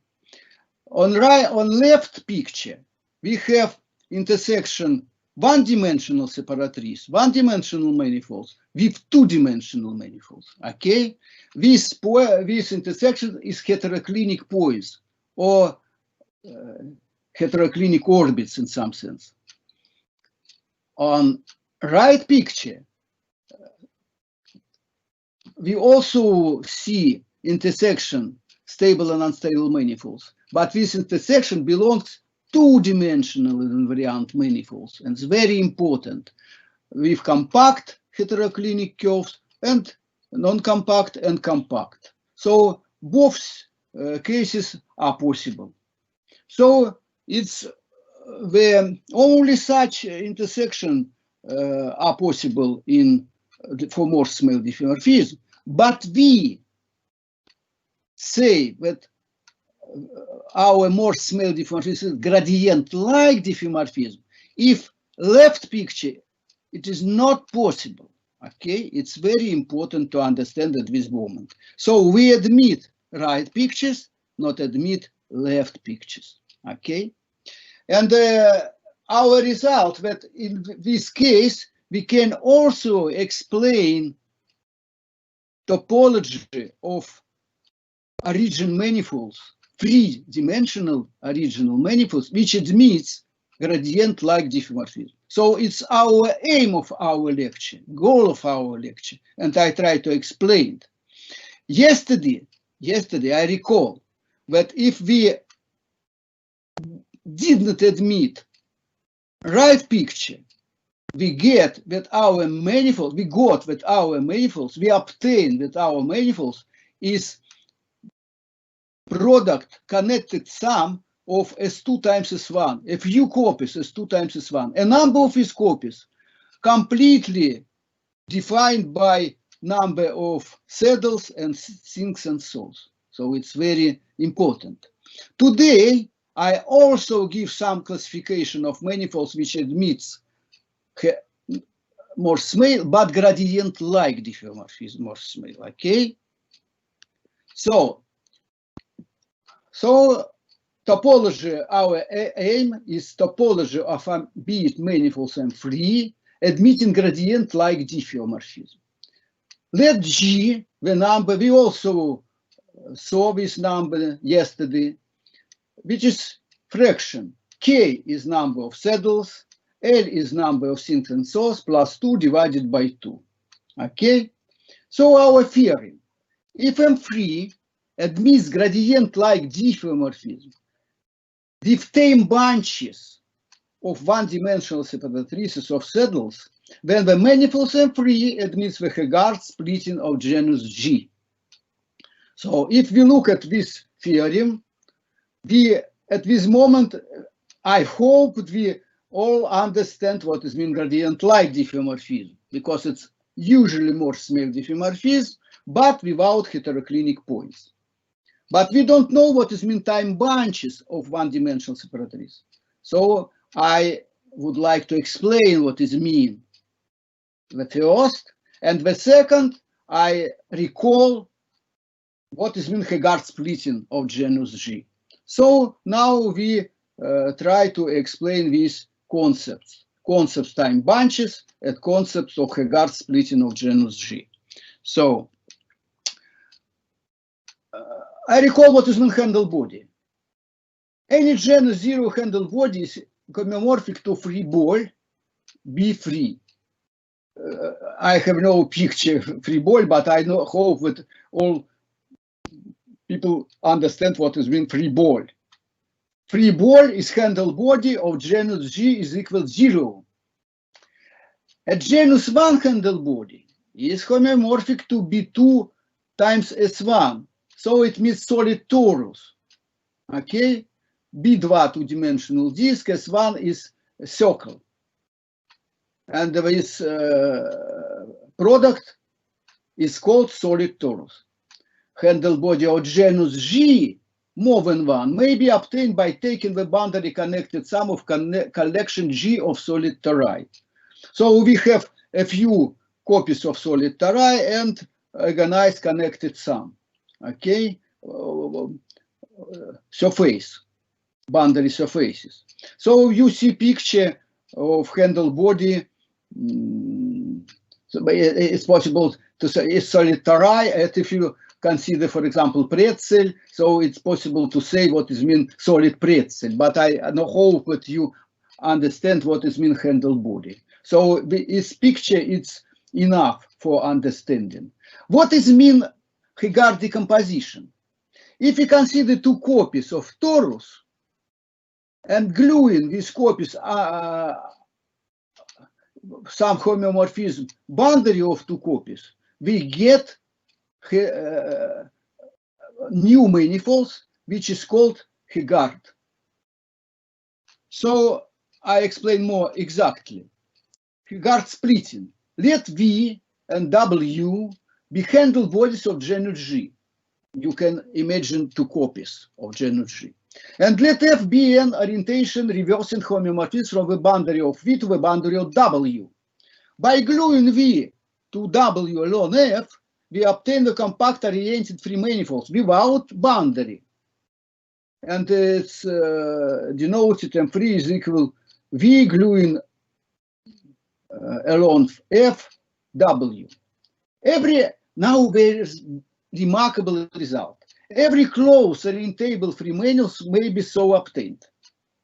It's this representation is not unique. It is not similar to Kneser-Milnor theorem where we say about unique decomposition as 2 times S1 and irreducible manifolds.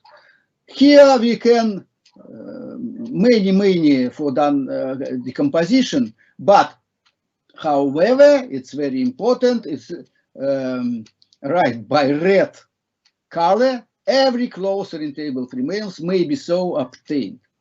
The decomposition of a free in 2 handle bodies is called a Hegardt splitting, and their common boundary H is called the Hegardt surface of the splitting. Okay? So we already can formulate our theorem, almost, but it's necessary to explain. So I come back, theorem. If a free admits gradient-like differentials with same bunches of one-dimensional separations of saddles, then manifold M3 admits the Hegardt splitting of genus G. Conclusion you already understand. It's remain to explain what is mean-time bunches, okay? So I suggest to understand this concept. Let M3 be gradient-like diffeomorphism. And L omega be the bunch of all unstable one-dimensional separatrices of saddles who contain omega in their closure. I said yesterday, if the one-dimensional separatrice doesn't contain interclinic intersection, its asymptotic direction is some point omega. So we consider all separatrices which go to something omega. A bunch of omega is so, so we write L omega be a bunch of all unstable one-dimensional separatrices of saddle which contain omega in their closure. Is it clear that it's possible to explain L alpha for some source? Now, a very important concept for me today. A bunch of omega is called time if there is homeomorphism, WS omega to are free, because if we have omega, we have stable manifolds for this omega, for these things. It's some ball which homeomorphic to a free, are free. So we say that bunch is time if we exist homeomorphism psi which maps this bunch to linear bunch, to some family of some race starting from O for any separatrice L belong L omega in the opposite case. But if we have no such homeomorphism, we call such bunch wild. Okay, so time if right picture it is time, but it's there exists situation that is not possible to construct such homeomorphism for bunch of separatrices. Look at next picture. De Bruyne-Fox example. De Bruyne and Fox in 1960 constructed an example of wild collection of arcs in A3, which each arc is time, but bunch is not time. Such collection is called mildly wild. So you see that each separatrices are good. However, it's not possible, you see from this picture, it's not possible to find homeomorphism which maps such picture to linear array, linear bunch. Okay.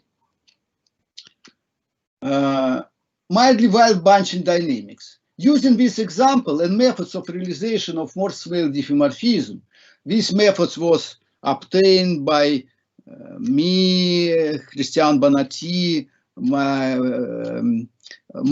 former graduate student Olga Pachinka, that we can construct different examples of Morse-Weil diffeomorphism. In some sense, we have complete topological classification, three-dimensional Morse-Smale diffeomorphism at this moment. It was finished recently. Olga Pachinko constructed such example that we have two bunches which are that is not time, but each separatrice is good. So it's very interesting example. So it's example of Morse-Smale gradient-like diffeomorphism in this picture. Okay. So the mind of one of the main question of topological classification, such examples, this problem was solved at this moment. But now we study what manifolds admits such diffeomorphism, okay, with such phase portrait. This picture is possible on S3, and S3 admits Heegard decomposition. So it's don't contradict our theory, okay? So we introduce the concept always time bunch of separatrices. If L omega consists of exactly one separatrice L, then timeness of L omega is equivalent to existence of a smooth closed free ball such that separatrice L intersects boundary of this ball only in one point. This principle was proved by Harold Griffiths-Rasse. So in right picture, it's good time curve, but in left picture, any boundary of any ball, separatrice intersects minimum in 3 points. So this separatrice is widely embedded.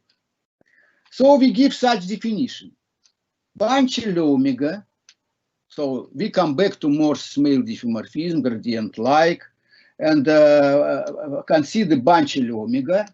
And bunch L omega is called almost time free if exists smooth closed free ball such that omega belongs to interior B omega, and each separatrice intersects boundary of disk of ball only 1 point. Okay, so it's good situation. It's similar with example which I explained before, example by Pachinko. Okay, each separatrice intersects ball in only 1 point. It's our requirement in the next. Okay, so we give definition bunch L omega is time. If we come back to our theorem, if M3 admits gradient-like diffeomorphism with time bunches of time bunches, now we know what is mean time bunches.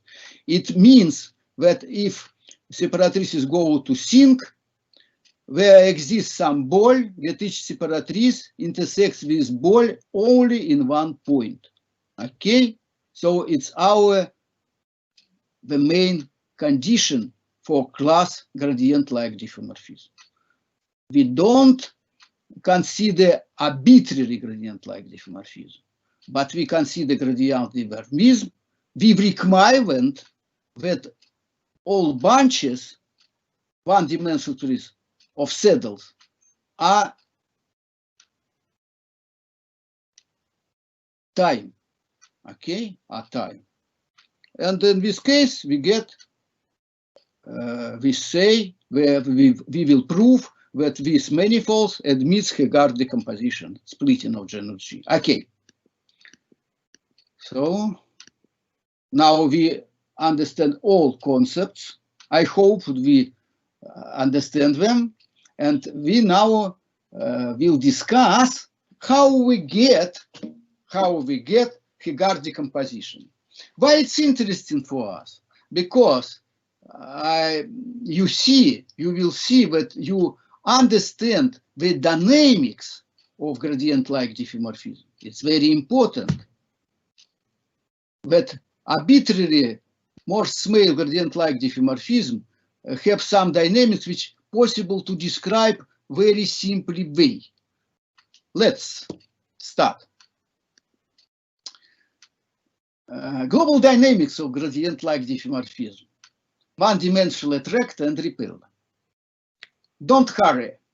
Let F be a Morse-Smale diffeomorphism on free manifolds. At this moment, it's not necessarily gradient-like.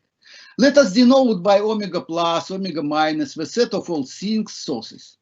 By sigma plus, sigma minus the set of all saddle points having one-dimensional, unstable, stable invariant manifolds.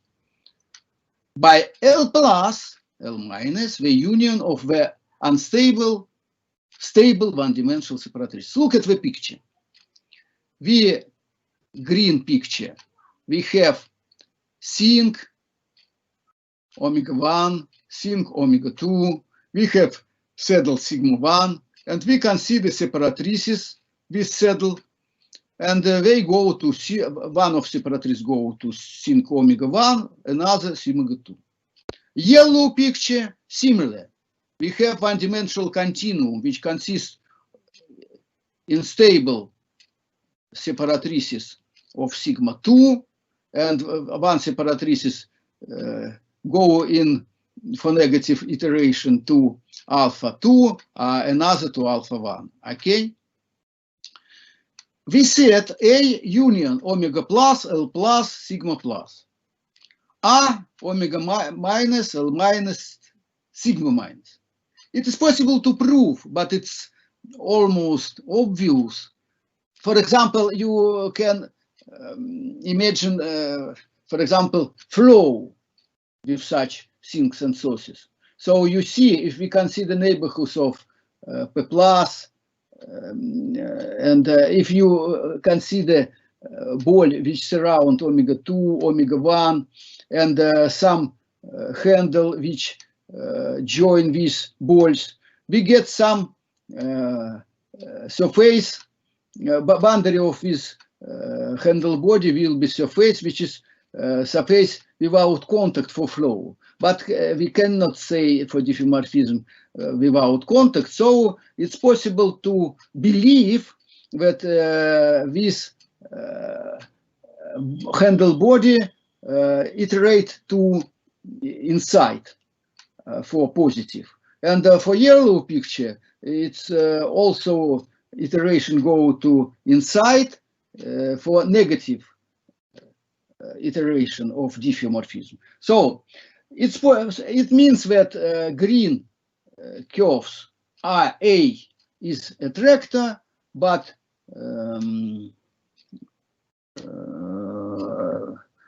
another for repeller is union of, I forgot color. Brown continuum is repeller. Okay.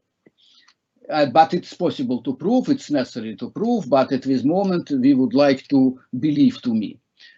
Then number G is exactly the number G which we introduce in our theorem.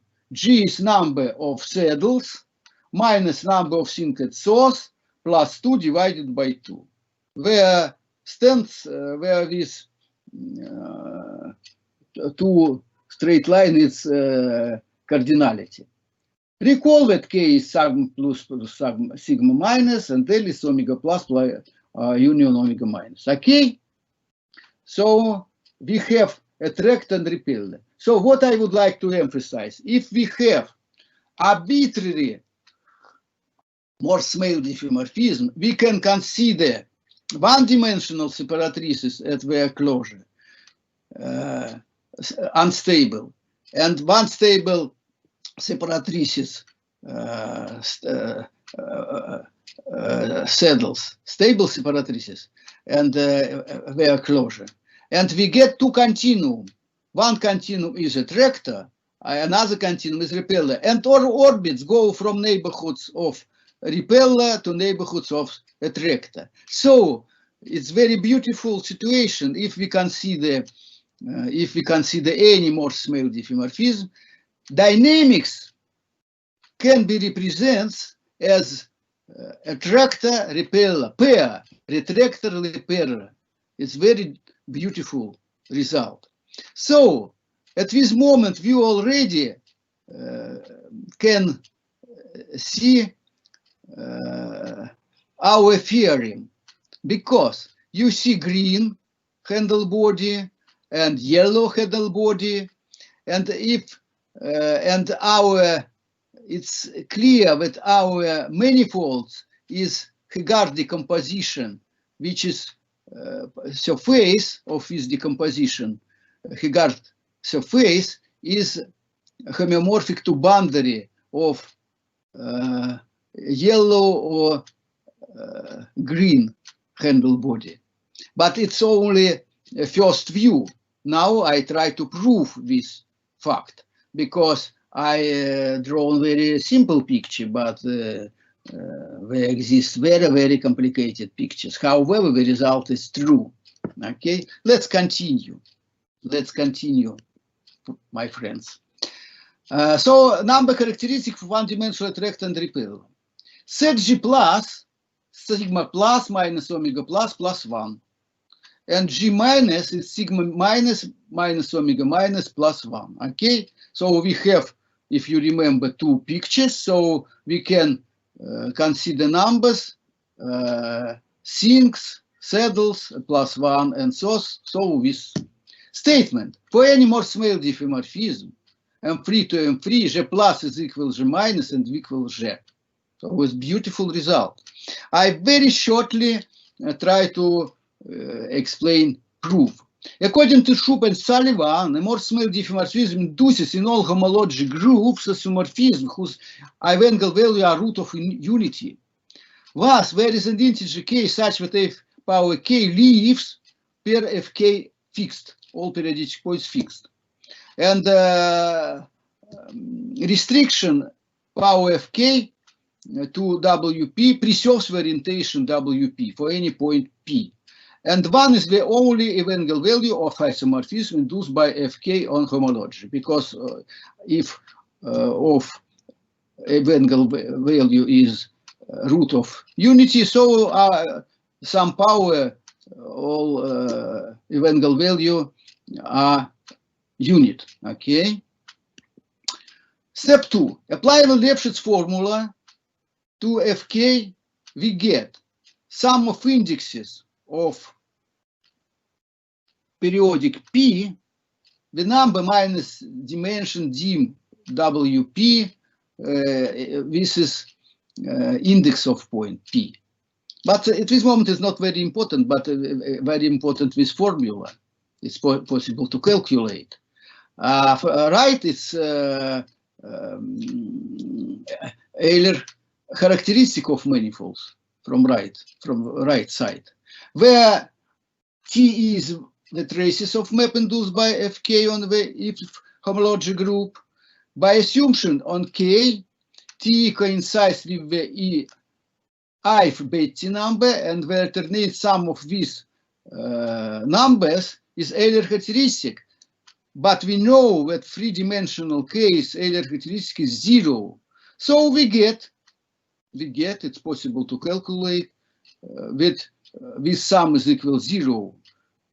Hence, this sum is equal to this subtraction is equal to this, that is G plus is equal G minus. As G plus is equal such number, we get G minus is equal this, and then G plus G minus is equal to G, so we get that G plus and G minus is equal G. So we prove the fact that it was almost obvious in the picture. It's genus of this handle body the same, but it's necessary to prove exactly. We prove it using by algebraic topology. Now we would like to explain neighborhoods of attractor and repeller. And don't hurry, you see, we have more small diffeo, we consider saddles, and we consider separatrices. And at this moment, very important that we have no heteroclinic point. So one-dimensional separatrices go to some omega, and all separatrices, asymptotic direction is some sinc. And for another saddles, each stable separatrix go to some source. So now we can formulate theorem. Where is a neighborhood P plus P minus of a set AR such that P plus is F compressed, is go to inside after iteration. And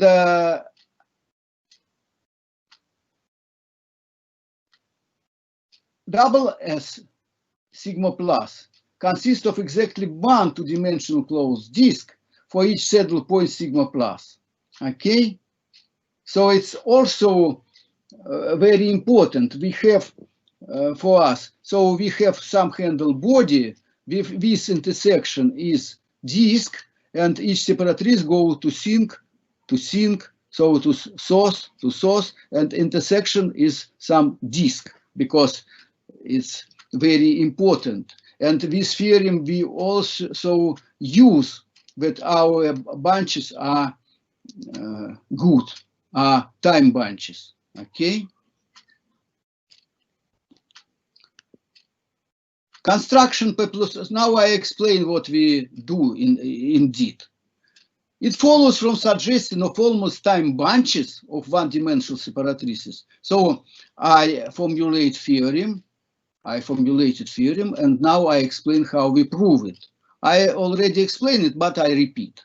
It follows from suggestion of almost time bunches of one-dimensional separatrices, L plus, but where exists an F compressed domain B plus made of M plus balls, which is a neighborhood of omega plus, and such that each separatrice L intersects the B plus and unique point. You remember definition of time bunch.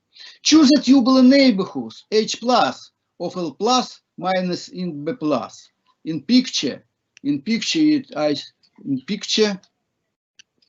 I speak about this handle, okay? Tube, good tube, which intersects with separatrice by disk. Choose a tubular neighborhood H plus such that P plus is F compressed when P plus is handle body, but it's also not so obvious. It's necessary to apply Lyapunov function and another methodics, but geometrically it's clear that it's possible to do. Okay. Then P plus is handle body of genus G. Indeed, P plus has homotopic time of circular complex with omega plus 0 cells and sigma plus 1 cells. When beta 0 minus beta 1 is equal omega plus minus sigma plus, where beta 0, beta 1 are the Betty numbers of a plus. It's very easy to check. Take account of that B0 is equal 1 and B1 is the genus of P plus, we get the genus of P plus equal G plus. But G plus, if you remember, is equal G. So we constructed very beautiful neighborhoods, handle body, which surround attractor and repeller, one-dimensional continuum attractor and one continuum repeller. Okay, I would like that you look at this picture. So we constructed these yellow and blue handle bodies and calculated genus. This genus is calculated using by numbers sinc and using by numbers source and saddles. So very beautiful result. Okay. So now we can almost finish our theorem. Splitting lemma for product at G multiply segment. It's very important fact of this theory. I would like to say that all results which I presented now was obtained by me and my colleagues Evgeny Jujoma, and Vladislav Medvedev. And this topological lemma, it's K moment in this theory. And it was proved and published in journal Mathematiический сборник in Russian, I think in 2003 year, and its proof, size of this proof, 15 pages. And that moment it seemed that this lemma rather obvious. However, they never found proof of this topological lemma, and we discussed this question with Matveyev and Dmitry Viktorovich Anosov and Francois Laudenbach, topologist, and later, and it became clear that this lemma not proved never, but it's more understanding for topologies. So formulation of lemma. So it's in some sense it's generalization such theorem. If we consider annals on the plane, annals between two circles, and consider any closed curve with divided with annals on two parts, any parts is also annals. If you try to prove this theorem, you see that it's not so obvious. Similar to Jordan theorem. In three-dimensional case, we can consider annals between two spheres, and also consider some sphere we delete with annals on two parts. We claim that these parts are homeomorphic. And here is generalization. Let Q be an orientable surface with following properties. Q is smoothly embedded to interior of manifold. H is equal as G multiplied by segment, where SG is orientable surface of genus G. In this picture, we consider torus. Okay. Q doesn't bound and open domain. We require it. Then the closure of each component of set H minus Q is homeomorphic to H. So if we consider product SG by segment, and if we consider some surface which embedded in this product such way that is divided with product to parts, which both parts are homeomorphic. It's beautiful topological fact. And proof is not trivial. Okay, so we now will use this fact to prove Hegar decomposition. Okay. Now my pictures are schemes. Denoted by S plus, S minus, when boundary of handle body P plus, P minus. Okay. So you see on the picture attractor, repeller. And it means that I consider this picture attractor, repeller. But now I schematically draw attractor, repeller, and P plus, P minus handle body. It follows from above that S plus and S minus are smooth orientable closed surface of genus G. You agree? Because we prove it. As the set L omega, L alpha are time for any omega alpha, then both sets P plus minus A, P minus are homeomorphic to the product, whereas G is orientable surface of genus G. Is the main place where we use the concept of time bunch. Okay, because we say that if we delete attractor, we get product surface. So there exists foliation on the parallel, in some sense, surfaces, two-dimensional, which parallel to boundary. Okay. Choose a number n such that Fn S minus belongs to int plus. Okay. Because A is a attractor, so we have some iteration. After some iteration, because boundary is compact, we get such inclusion. And put S minus n Fn S minus. Okay, you see this picture, beautiful picture. So it's clear that this part of manifolds is product, because it was product. I take diffeomorphism, so I get also product. But I can, at this moment, I cannot show that this also. Now I would like to prove that this part also remain product. So I will use my lemma, topological lemma. Okay. Choose a surface Sn plus, which belongs to plus minus A, such that Sn plus is a leaf. Sn plus is a leaf, because I said that it's product, which appropriates to some value Tn in the product. So it's leaf. Second, Sn minus belongs to the interior of closed domain, which is homomorphic to the product and bounded by Sn plus and S plus. Okay, look at this picture. But our lemma, this part, is also product. It follows from our lemma. So, by splitting lemma, the closed set bounded by Sn plus and Sn minus also is homomorphic to the product. It's very important.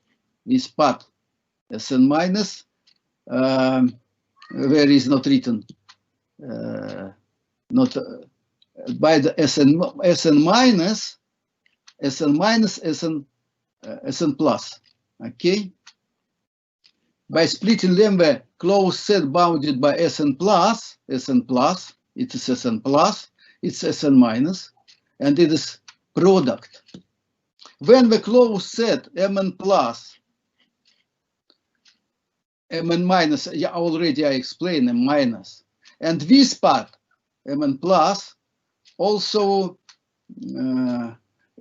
which contains the attractor A, the repeller A, are bounded by surfaces N minus, is a handle body of genus G. Consequently, M3 is union Mn plus, Mn minus is Hegardt splitting of genus G. Okay, so I explain once more. This part is product because it's diffeomorphism, and here we get product by our lemma, and it's product because it's also product. It's divided on two part, which also product of the same genus. So it's very good, homomorphic. So it's clear that we get Hegardt decomposition of our manifolds. So our theorem completely proved. So I hope that I explained the idea of this proof. And you can see this proof in our book. There is part devoted to this problem about interrelation between topology of manifolds and diffeomorphism which given on these manifolds. Finish. Thank you very much for your attention. Thank you very much, Professor Greenes, for a lecture. And we have a question for you. The question is, what are the applications of Morse-Smale diffeomorphisms? Oh, any dynamics, any models which can describe the more described by system differential equation, by system of differential equations which contains finite number periodic solution and finite number singularities, if Jacob matrix all eigenvalue in singularities not real part is not equal to 0, and usually, and periodic points also are hyperbolic. It's possible to explain using by Poincaré map. You can see closed curve, can see the disk which transversal with periodic, and we get map, Poincaré map, and all eigenvalue doesn't equal to one modular. Okay, it's so in this case we get Morse-Smale flow. If we consider time one diffeomorphism, we can obtain Morse-Smale diffeo. If we consider some flow which has section, global section, on this global section we have Morse-Smale diffeo. But you understand, you know, I'm sure, that model kinetic, magnetic field, and in physics models, radiotechnic, and in very many applications, you know, you can take Andronov Haykin book. There are very many models, and these models are Morse-Smale flows, and they depend on some parameters, and if we change parameters, we transmit from one Morse-Smale to another Morse-Smale flow. It is very important to study bifurcation parameters. Okay, so all systems which have regular dynamics may be described by Morse-Smale dynamical system.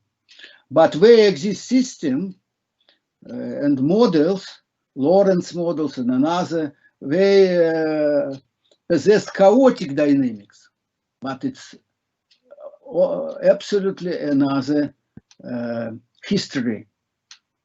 And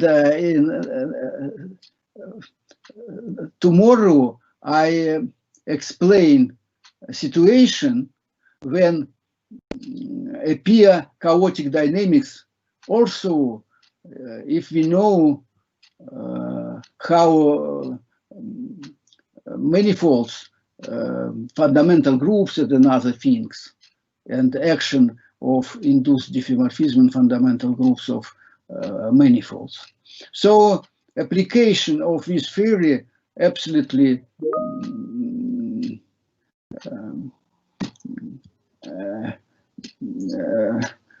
using in absolutely many different applications. Okay. Thank you very much for such yes. a detailed answer. Mm-hmm. Thank you for your question. Here is another question. It is, why the term gradient-like? Why should what? Why? I guess why to use the term gradient-like? Okay, because for flows, gradient-like means that our flow have no closed trajectories, and in some sense, and it's so it's in some sense generalization, because if we consider flow which is gradient of some function, you understand that this flow doesn't contain closed trajectories, and behavior which we go from source to saddles, from saddles to sinks. So very simple dynamics. We go from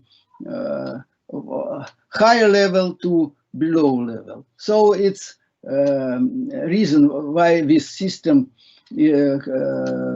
named gradient-like. Because if we have heteroclinic intersection, is not gradient-like. Dynamics more complicated. Okay. Because if we consider gradient-like flow, and consider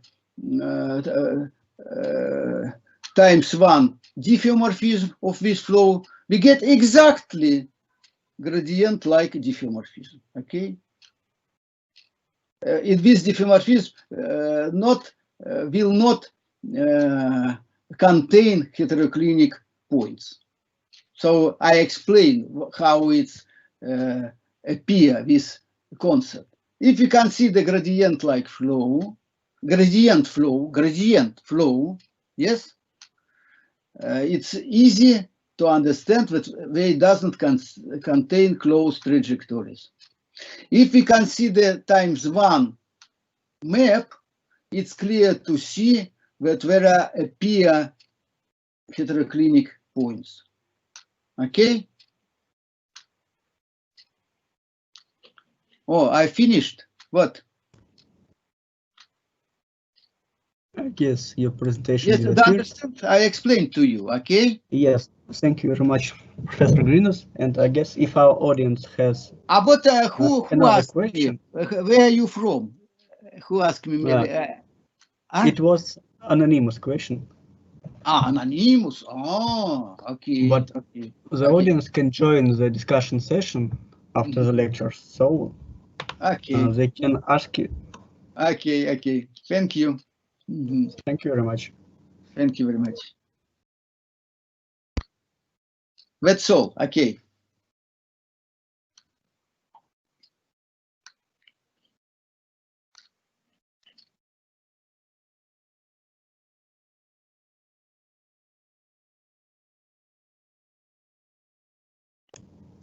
Dear audience, we now have a break for 7 minutes till 6 p.m. Moscow time.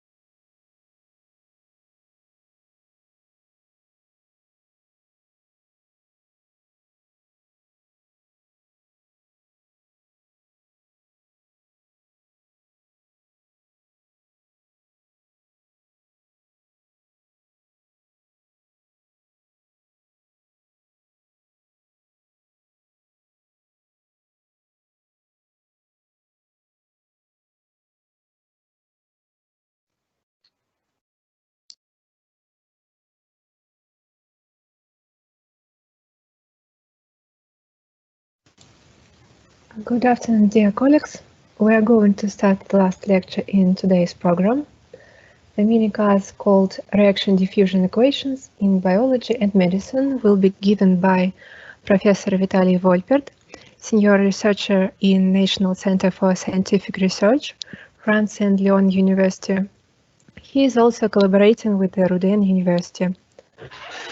Professor Volpert, welcome. Good evening, and thank you for this presentation. And the title of the second lecture is Stability and Instability of Solutions of Reaction Diffusion Equations. And of course, stability theory, one of the most interesting developed theories in mathematics and in applications. And here I give three examples among the most well-known examples of instability of solutions. At the left, it is an elastic rod.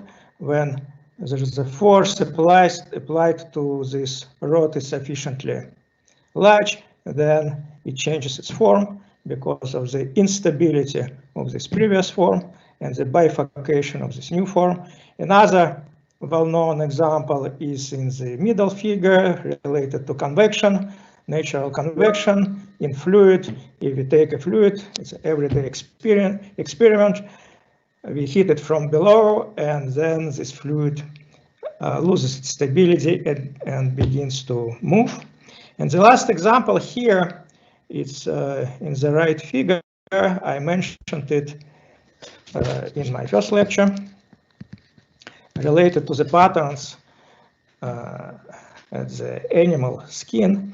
Of course, these examples concern different models, and only one, the last one is related to reaction diffusion model, but we consider some other examples sometime later.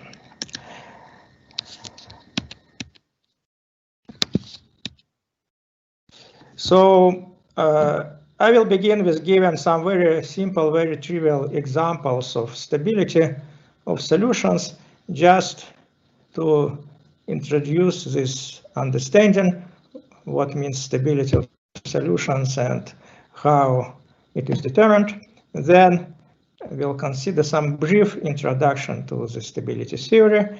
And then basically the main part of this lecture will consider stability or instability of three different types of solutions. Constant solutions, meaning that they don't depend on the space variable, stability of waves and stability of pulses. And all the time I will give different examples, mainly in biological and biomedical applications. So probably the most simple, trivial, and clear examples of stability and instability, I mentioned it in the first lecture. If you have just one ordinary differential equation with its stationary points as shown here in the figure, the function f equals 0. For example, in the left figure, there are two zeros.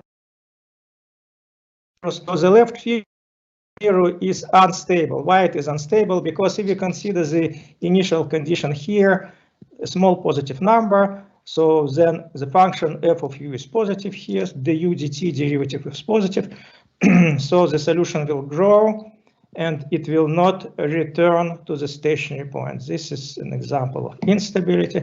And this is another example of stability. If you take an initial condition here, small positive number, f of u is negative, the derivative du dt is negative, the solution will decrease and converge to 0.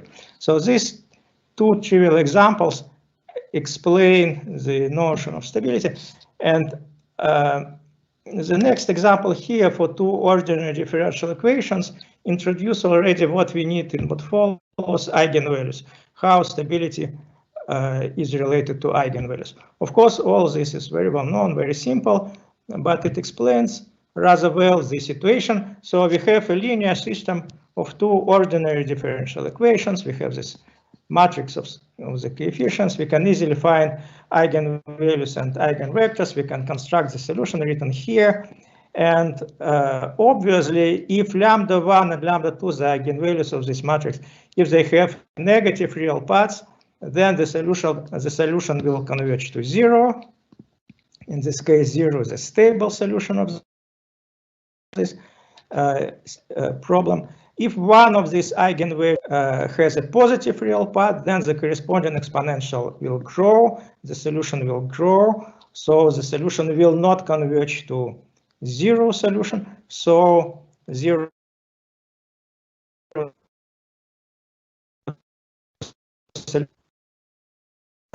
the relation between eigenvalues and stability, which is that if the eigenvalues of our linearized problem have negative real parts, then the solution is stable. And if at least one of the eigenvalues has a positive real part, then the solution is unstable. So of course, these are trivial examples, but the main ideas, the main results, of course, if we don't discuss strict, rigorous mathematical formulations, but on the level of description, similar results remain valid for much more general problems. And here, next several slides, I will give a very short introduction to this stability theory. And this time we will consider this equation, well, semi-linear parabolic equation, sometimes also called reaction diffusion equations, in a bounded domain with some boundary conditions. And here I take 0 boundary condition, Dirichlet boundary condition, with some initial condition. So this is called initial boundary value problem. And we suppose that this initial boundary value problem has a stationary solution. What means stationary solution? It's a solution of this equation which does not depend on time. Therefore, we obtain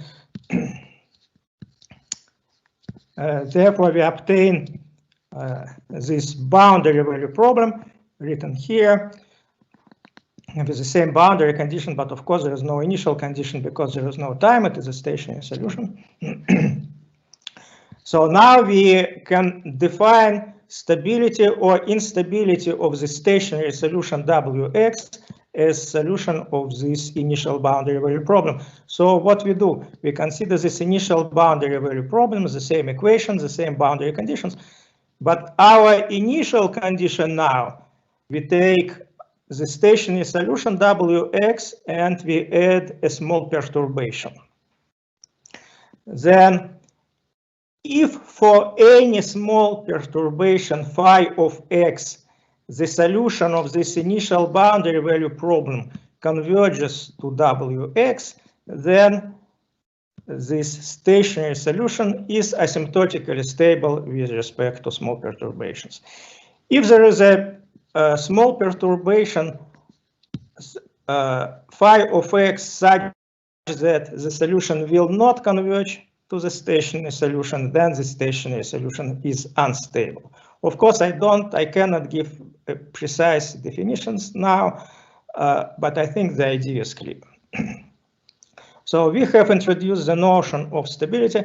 Now, similar to these previous simple examples, we need to consider the eigenvalues of the linearized problem. So this is what our nonlinear operator, which corresponds to the right-hand side of our equation, nonlinear operator. This is linearized operator, which is the Laplace operator is the same, but here it is different. We differentiate the function f with respect to this variable u, substitute our stationary solution.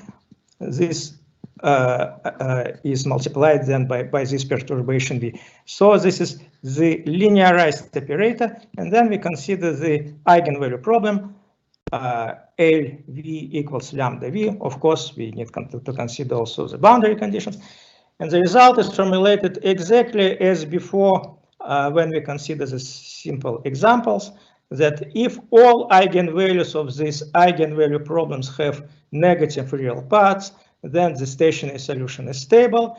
If there is an eigenvalue with a positive real part, then the stationary solution is unstable. Of course, in this very short lecture, it's impossible to give and explain all details. The result I have formulated now is valid for only for bounded domains with a sufficiently smooth boundary. If we consider unbounded domains, in particular reaction diffusion waves, we'll discuss them later, then the situation can be a little bit different, and in particular, we need to consider in this case what is called essential spectrum, but we will not discuss it in detail. So now we continue our program. We have introduced the notions of stability and instability. We have understood that the stability is determined by eigenvalues of the linearized problem. Now we will apply these results to study different situations, different stationary solutions.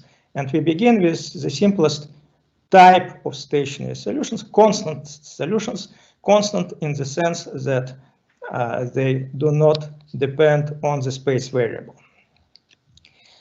And here, right away, I will illustrate this and present as example what is called Turing structures or dissipative structures. And it is a very interesting example of this type of stability or instability of constant solutions. Turing published this work in 1952, and now it is one of the most famous works in mathematical biology and also beyond mathematical biology. So what is the idea and what is the question studied by Alan Turing in this work?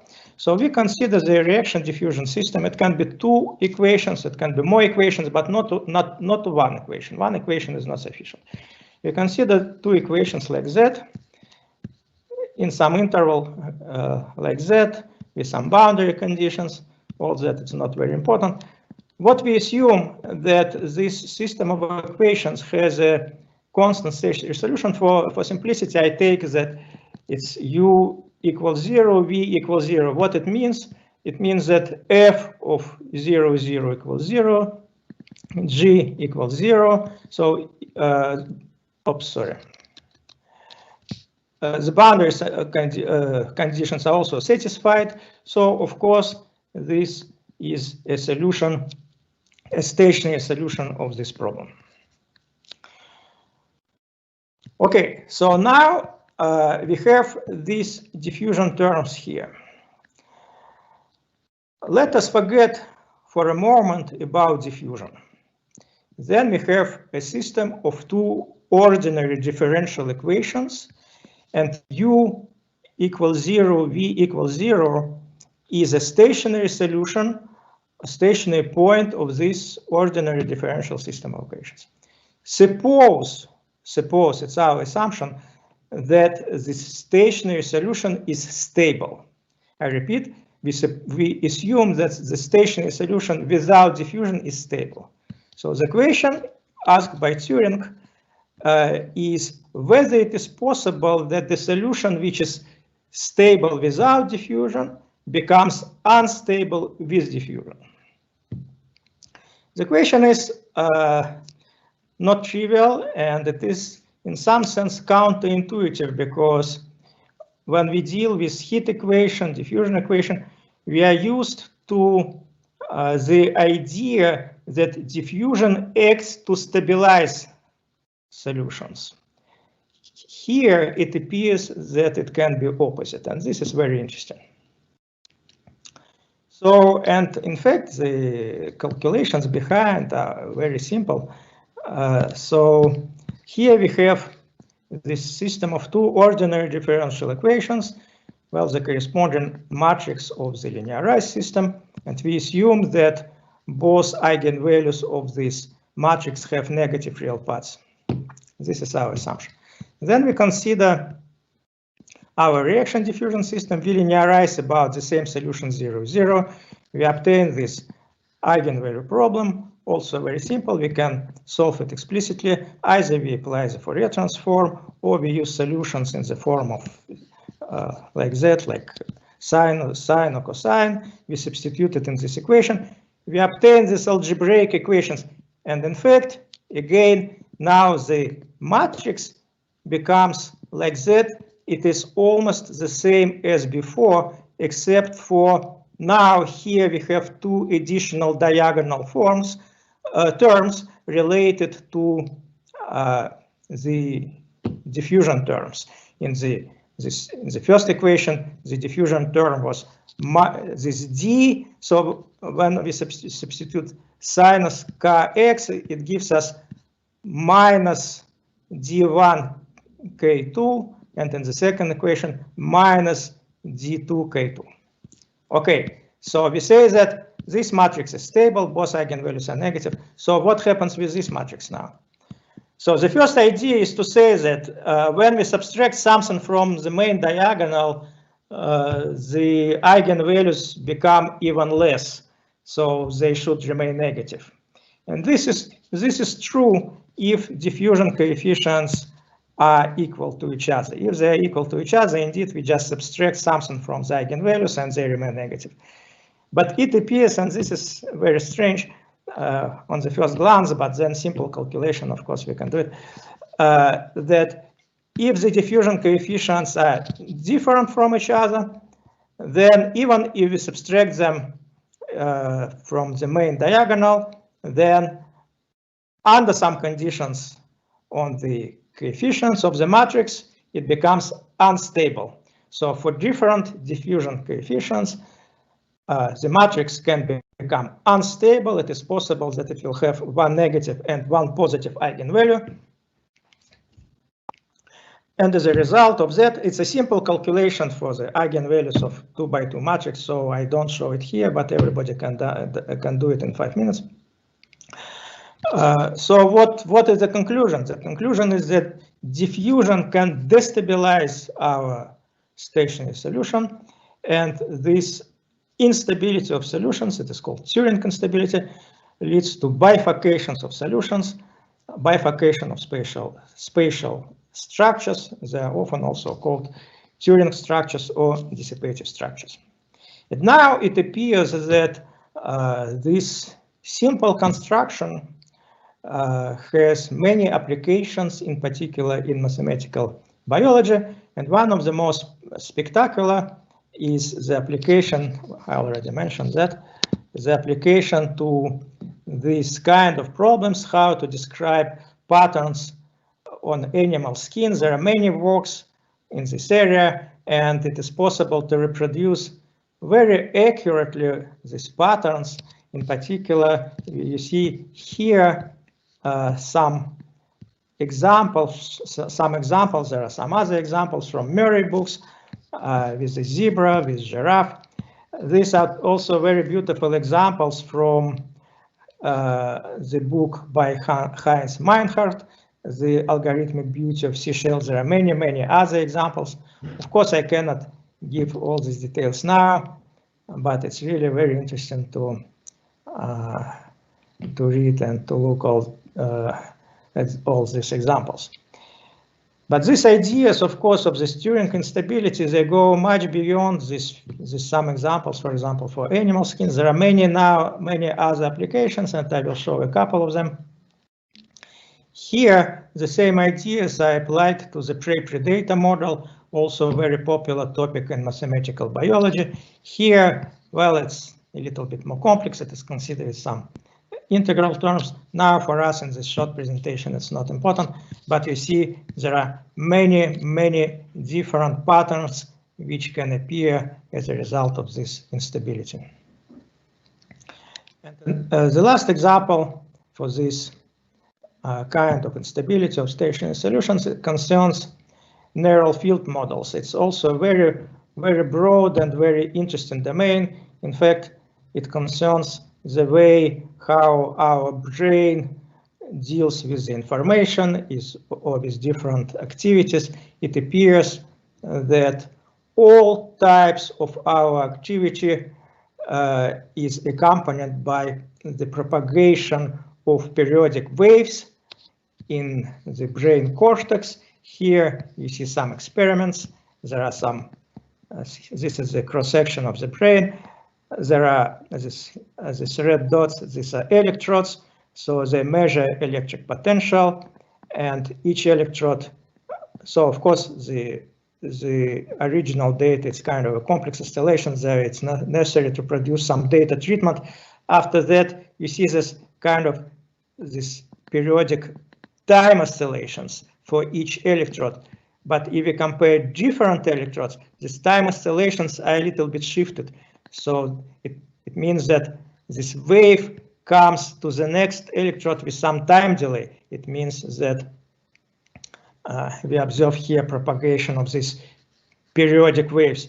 And then there are many modeling works, in particular these narrow field models, which allow to study this phenomena. And it appears that before that these waves can bifurcate from a constant stationary solution as a result of this instability.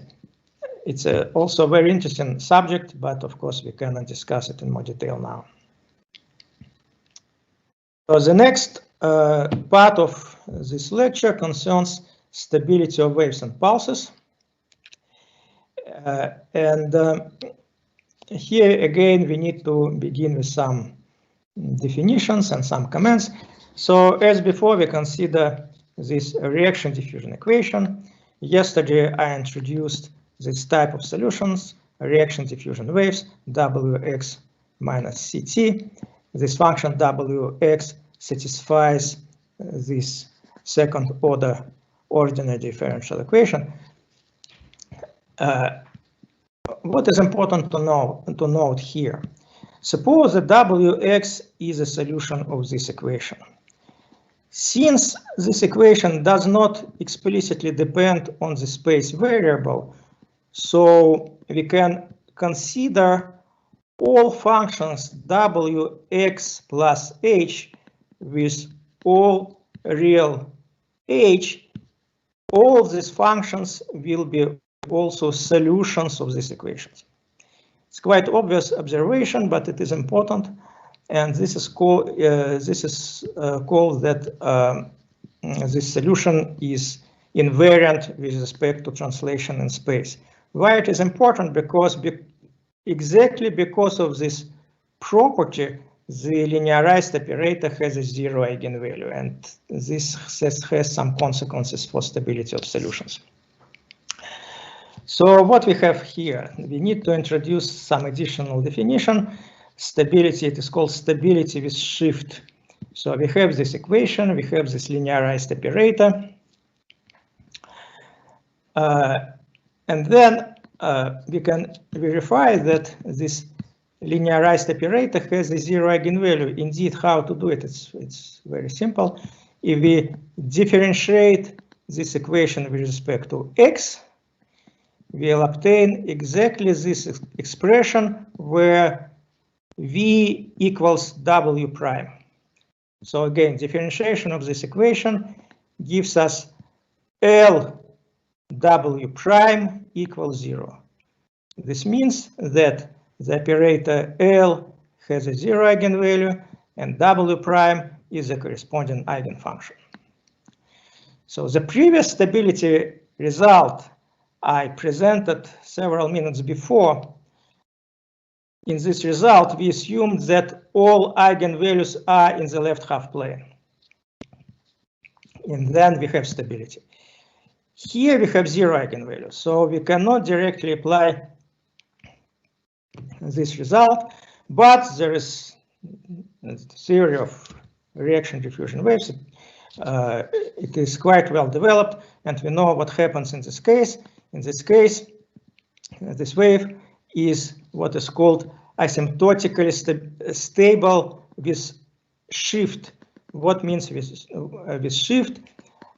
This means that this solution u of x and t, when we consider this initial value problem on the whole axis, now it's not initial boundary, but initial value problem, a Cauchy problem. So we take our stationary solution, Wx, our wave solution, sorry, we take a small perturbation, and then the solution u of x and t converges not to Wx minus Ct, but Wx minus Ct plus h for some h. So we have a shifted solution converges to a shifted wave. This is called asymptotic stability with shift. So after this definition, we can now we will study stability of waves, and of course there are many results. It's a very interesting, very developed area. I will give only one result based on what is called Crane-Rootman theorem.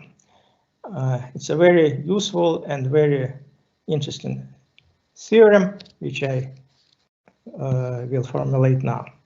So we consider this second order linear elliptic operator, scalar operator, with some boundary conditions. Boundary conditions are not very important. So this operator, we consider the eigenvalue problem. So this Crane-Rootman theorem affirms that the eigenvalue with the maximal real part, it is called principal eigenvalue. The eigenvalue with the maximal real part is real, simple, and the corresponding eigenfunction is positive. Again, I underline this again, I repeat, because this is important, not only for this lecture, but in general, very nice theorem. So the principal eigenvalue is real, simple, the corresponding eigenfunction is positive, and moreover, there are no other positive eigenfunctions. This means that other eigenvalues, except for the principal eigenvalue, cannot have positive eigenfunction. And we'll use it right now to study stability of waves. A short remark here, this theorem is valid for scalar problems in bounded domains. If you consider not scalar equation, but systems of equations, usually this result is not applicable, but there is some class of systems, I will mention it before, for which this result is applicable. And if we consider unbounded domains, we should also again introduce the essential spectrum and take it into account. Here we will assume that the essential spectrum lies in the left half plane and it does not influence stability of solutions. Now with this result we can easily prove, we can easily study stability of waves. So just several lines, just one slide, a very simple construction. So we have this equation, we have a solution Wx of this equation. As we did before, we denote u equal Wx and we differentiate this equation number 1. We obtain the equation number 2 after the differentiation, and we use this notation u equals W prime x. The linearized operator written here, it's exactly the same expression as here. So as we already discussed before, it is easy to see from here that 0 is an eigenvalue of this operator, and the corresponding eigenfunction is W prime. But Wx is our solution. Our solution is like that. W prime is the eigenfunction, and since the solution is monotonically increasing, it can be also monotonically decreasing, because all this can be, if we multiply by -1, it doesn't change anything. So the solution is monotonically increasing, so our eigenfunction is positive. And now we apply this theorem, Crane-Rootman theorem, which says that the only positive eigenfunction corresponds to the principal eigenvalue. Therefore, 0 is the principal eigenvalue. 0 is the eigenvalue with the maximal real part, and all other spectrum lies in the left half plane. Therefore, from this we conclude that our wave is stable. Of course, here we need to be more precise, we need to give some more details. In particular, as I explained before, it can be stability with shift because of the 0 eigenvalue, but there are some details which we cannot discuss now. So we see that this theorem allows us to prove the stability of waves, so local asymptotic stability of reaction diffusion waves.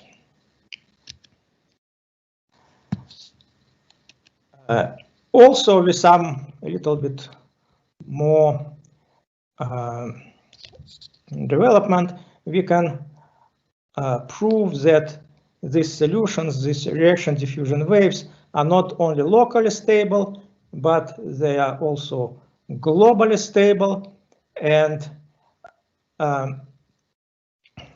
in this slide, I will explain very briefly again how this result on the global stability of reaction diffusion waves can be used to determine the wave speed.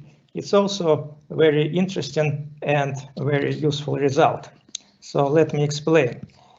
Here again, we see our equation here. We should recall that c, the wave speed, is unknown.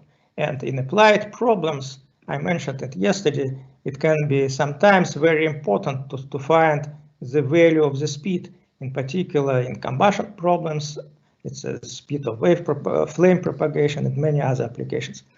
So if we take, and there are different methods to determine wave speed, so I present here one of these methods.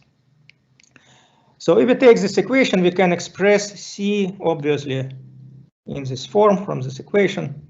So if we know wx, the solution of our equation, of course, we find c, the wave speed.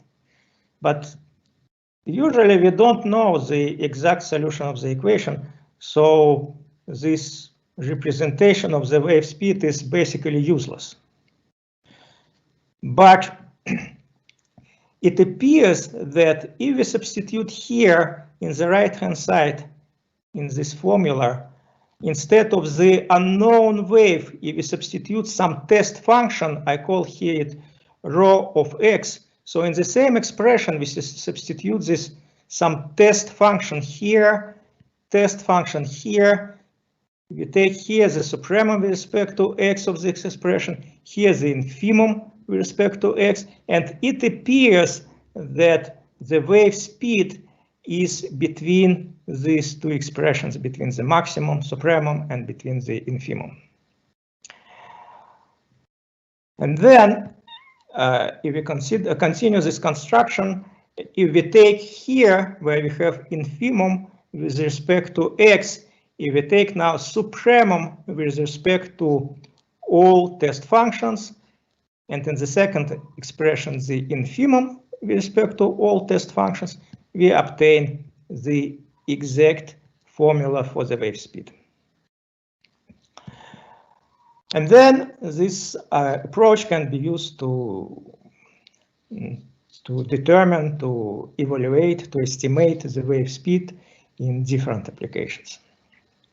And I'm not sure that I will have enough time, but I plan to show it how it is used in some applications. Okay, now I will a little bit go faster. So we used Crane-Rootman theorem to prove stability of waves, and we use that the fact that the wave was a monotone function with respect to x. Therefore, here w prime was positive, and of course here we use that wx is a monotone function. If wx is not a monotone function, then u of x is not positive, then the eigenfunction corresponding to the zero eigenvalue changes sign, and we conclude that 0 is not the principal eigenvalue, and then in this case there is an eigenvalue with a positive real part. So it's some sense opposite result. So before we proved if our w of x is a monotone function, then the principal eigenvalue is positive and the solution is stable. Now w of x is not monotone function, w prime and the principal eigenvalue is not positive, therefore 0 is not the principal eigenvalue, then there is a positive eigenvalue and the solution is unstable. So our conclusion, our next theorem, so non-monotone waves and also pulses, because pulse is a solution like that, is non-monotone solution. So for this problem, these solutions are unstable. So again, with this theorem, we obtain a very, as a direct consequence, very useful result about this time instability of waves. All these results about the existence of waves. Yesterday we discussed the existence of waves for the scalar equation. Today, stability of waves and the wave speed. All these results can be generalized for some classes of reaction diffusion systems of equation. For general systems, they are not valid, but there is a class of systems, they are called monotone systems, for which this result is valid. So these systems are characterized by these conditions. So if we take the Jacobian matrix of the nonlinearity, the off-diagonal elements of this matrix are non-negative. Such systems are called monotone systems. And this is a class of systems for which the maximum principle is applicable. So in general, maximum principle is not applicable for systems of equations, but for such systems of equations it is applicable. And all these results we discussed yesterday and today about existence and stability of waves, maybe you remember that in the bistable case, we proved the existence of a unique wave for the unique value of speed. In the monostable case, we proved the existence for all values of speed for larger than or equal to some minimal speed. Here, but for the scalar equations, these existence results are very simple phase space analysis. For systems of equations, it becomes much more complex, but the results remain valid about the existence of wave, about the stability, about the minimax representation of the wave speed. And then there are many different applications of these results in different fields, and I very briefly show because not much time. So there are many applications, chemical kinetics in combustion. I will not stop on that here. Here the slide shows there's a very well-known problem. It is called system of competition of species in population dynamics. It is not directly monotone. These derivatives are negative, but by change of variables, it can be reduced to monotone systems. So like that, we prove existence and stability of waves. And then I very briefly, I will show two biomedical applications. The first one is atherosclerosis, and the second one, blood coagulation. So we don't have time to discuss what is atherosclerosis. Very shortly, it's a chronic inflammation of blood vessel walls. And the simplest model we developed many years ago is this two ordinary differential equations and partial differential equations for the cells, monocytes participating in these inflammatory reactions, and for these activatory cytokines. And what is interesting here is that depending on parameters, namely depending on the level of cholesterol in blood, there are three different situations in this monostable case, bistable case, and we can use now all these mathematical theories we discussed before about the existence and stability of waves. So we have here the existence and stability of waves, which describe atherosclerosis. What means describe atherosclerosis? Describe this chronic inflammation, or in the other words, describe, you see it here, it's another type of modeling. Here you see this atherosclerotic plaques, these green nasty things here. So these atherosclerotic plaques in the blood vessel wall, they grow as reaction diffusion waves according to these results I just showed just before. And the next application also very shortly about blood coagulation. Unfortunately, again, we cannot discuss it in detail. But and one of these components, yes. There was some problems with sound. Can you please repeat the last sentence? Already about blood coagulation. Yes. Right. So blood coagulation is a very complex process. Basically, it involves platelet aggregation and coagulation cascade. Coagulation cascade. This means chemical reactions in blood plasma. So I will very briefly discuss only this one, these chemical reactions. They are very complex. We cannot discuss all that in detail, but in some models we obtain this reaction diffusion systems of equations. In this particular model, there are 6 equations. It appears that this system satisfies our condition. It is a monotone system of equations. So we can apply all these results about existence of waves, stability of waves, but also existence of pulses. We can also prove for such kind of systems existence and instability of pulses. This is also important because though these pulses are unstable, but they are important in these applications because they determine the class of initial conditions. But okay, we will not discuss it now.